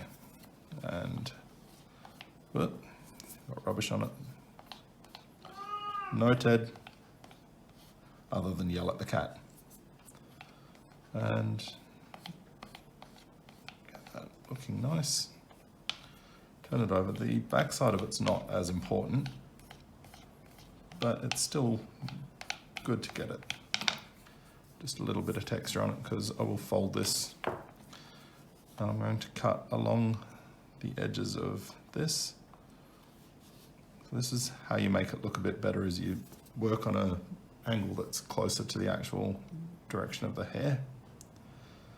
And then you'll get splinters that come out that look right when you actually apply them. So there, add my water on it, take the excess off. And that should, in theory, apply nicely. Now I'm just going to give that a bit of shape down the middle.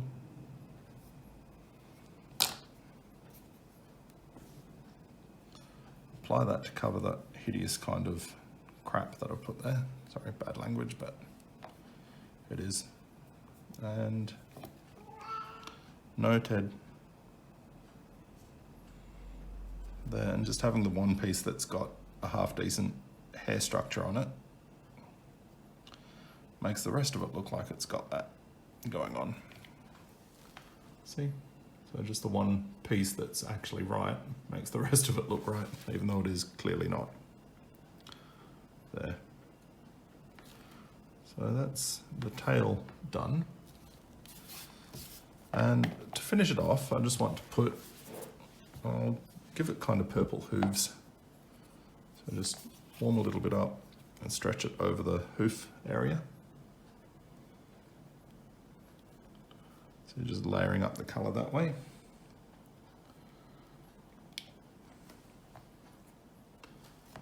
And do the same on this side.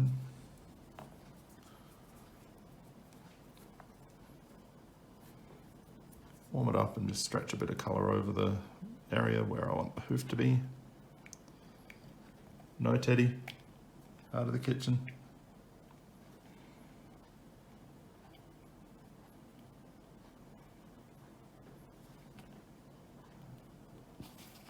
And you can sort of see, you can drag the colour around on top of the other one to get it how you want it.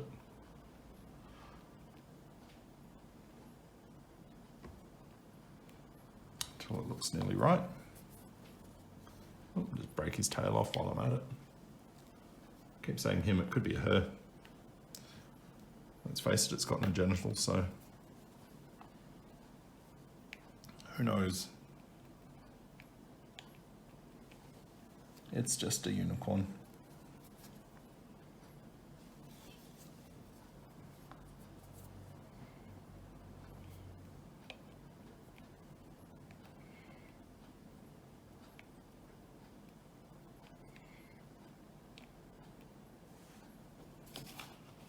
Plus, who's to say how the unicorn identifies, hey?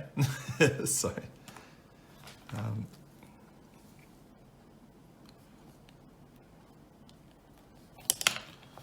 I do want to put just a bit of purple down the bottom and actually finish shaping off the hooves at the front because they're a bit flat. So, just make that a little bit better there. Done on that one. Pretty good. At the very least it will do.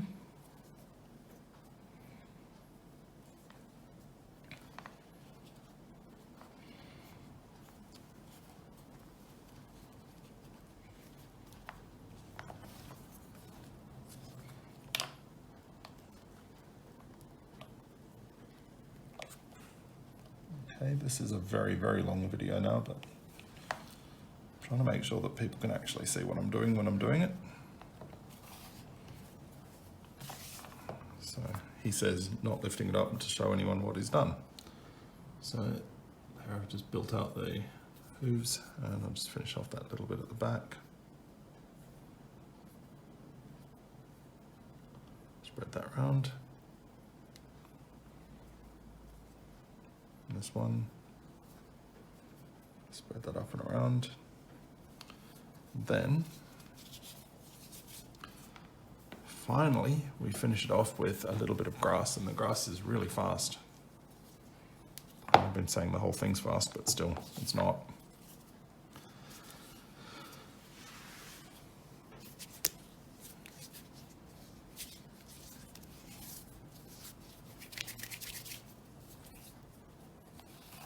We just take our green and we spread it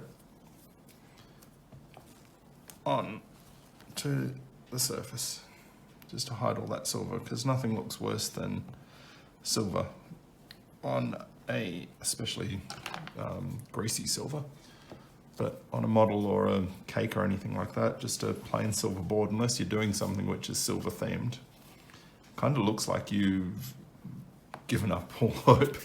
Like they look a bit dire.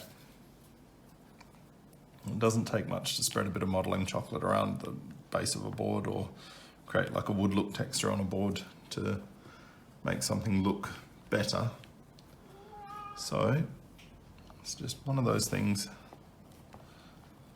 that doesn't take a lot of effort just to finish off a model. So if you can create somewhere for it to be standing, if it's either water or grass or like wood paneling or anything like that, it really helps to finish off a figurine.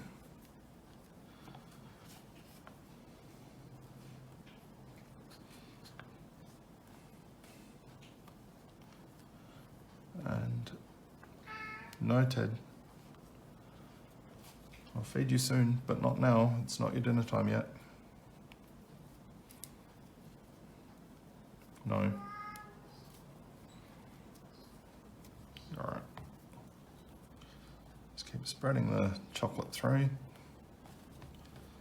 And again, I'm having to work quick so it doesn't all set up. I don't know why it's so cold in here. It was actually quite a warm day. But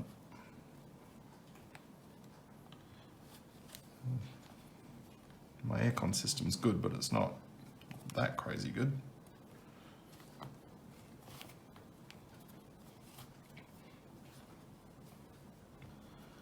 Just put that all around, then use your shell tool and just mark it in all different directions, just to make it look like grass.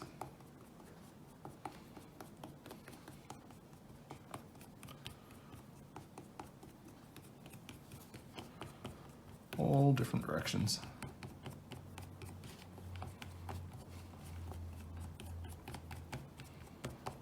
Now you can give this more detail with a little bit of like petal dust, so they take dust really well. You can highlight things or low light things, so put shadows just to define the shapes better. You could spend more time actually learning what a real horse looks like instead of just using cheap line drawings from the internet, or even if you're using drawings from the internet, get better ones than just line drawings. But for the sake of what I'm doing here, it's fine. It works. It's enough to see like a cartoonish horse, or unicorn now, which looks like you've spent a lot more time on it than you actually have. Going to take off some of his little markings and take off some of the little marks that I've made, and then to finish it off we just hit it with the blowtorch all over the surface. So what this does is help to lock everything in together and help to clean up any of those little imperfections, smooth out anything that's a little bit strange. You don't want to hit the horn or the ears or the hair too heavily because it'll just droop. But if you're very careful with it, and you don't want to touch it too much after you've hit it with a blowtorch, if you're very careful with it, you can get a nice smooth finish on the model. Just help to lock everything in place. That look like it's more loved. It also gets rid of the cornflour marks because the fat comes to the surface and melts the cornflour in. So any of those little crumbs or anything like that, it all just kind of goes away. And I don't know how much of this you can actually see, so I don't want to go too crazy with it. But it does make a big difference in real life when you're looking at it. So that's softened off the features a bit for me now. And I've got green all over my fingers. But what's nice about that is that will give it a bit of a protective coating. Now, I've got my my white paint. I'm just going to add highlights to the eyes. And hopefully you'll be able to see it. Got my white paint and tiny paintbrush. Just dip it in the bit on the cap. Whoop, no, I picked up a blob. I really didn't want a blob. It's just that little cap bit. You want to hold both hands together. Whoops, sorry. Hold one hand with the other hand. I'll zoom out so you can see what I'm doing. So hold one hand with the other hand and put your elbows on the table to secure it, and then you can just dot the eye at the top. You want to get it in the same place on both sides. Just dot the eye at the top. And this is where you can kind of correct if your pupil has bled into the iris too much. You can sort of position the highlight to cover that bleed. And I'll just hit that again there. Tiny little bit. Just on there. Sort of dried on the brush a bit. And you can do a tiny bit at the bottom as well. Just kind of hit it at a diagonal on both sides. Yep. Come on, take the colour off me.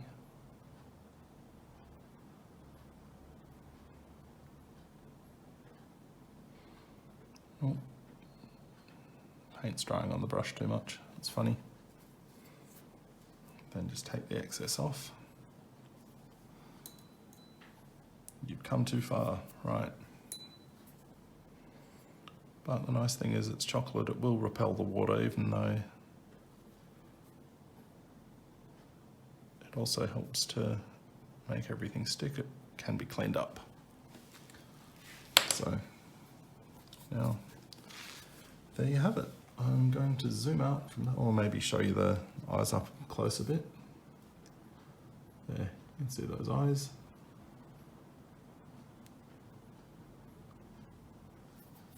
And I've got some little dirty marks on here, but I can clean that up later. And that is my finished unicorn. So thank you so much for your patience. I know this has been a really long video. Hopefully, oh, here we go. Hopefully you learned something from it. Hopefully it was interesting. I'll see if I can just get this angle a bit better. So come up a bit. Now you can see the full destruction of my tabletop just as I've been working. So that's it. All done. And quite a firm, happy little figurine. So there. There are other things that I could have done just to tidy it up a bit, but I could have highlighted the grass with a different coloured petal dust just to bring out some of the details, but it's enough. The face looks alright, the figure looks alright, the colours are okay. So thank you so much for watching. Any questions, just hit me up on Facebook. Robert's Cakes and Cooking is my name on Facebook, so facebook.com/Robert's Cakes and Cooking. Thanks, bye. Or ask me on YouTube if this goes on YouTube. Cheers.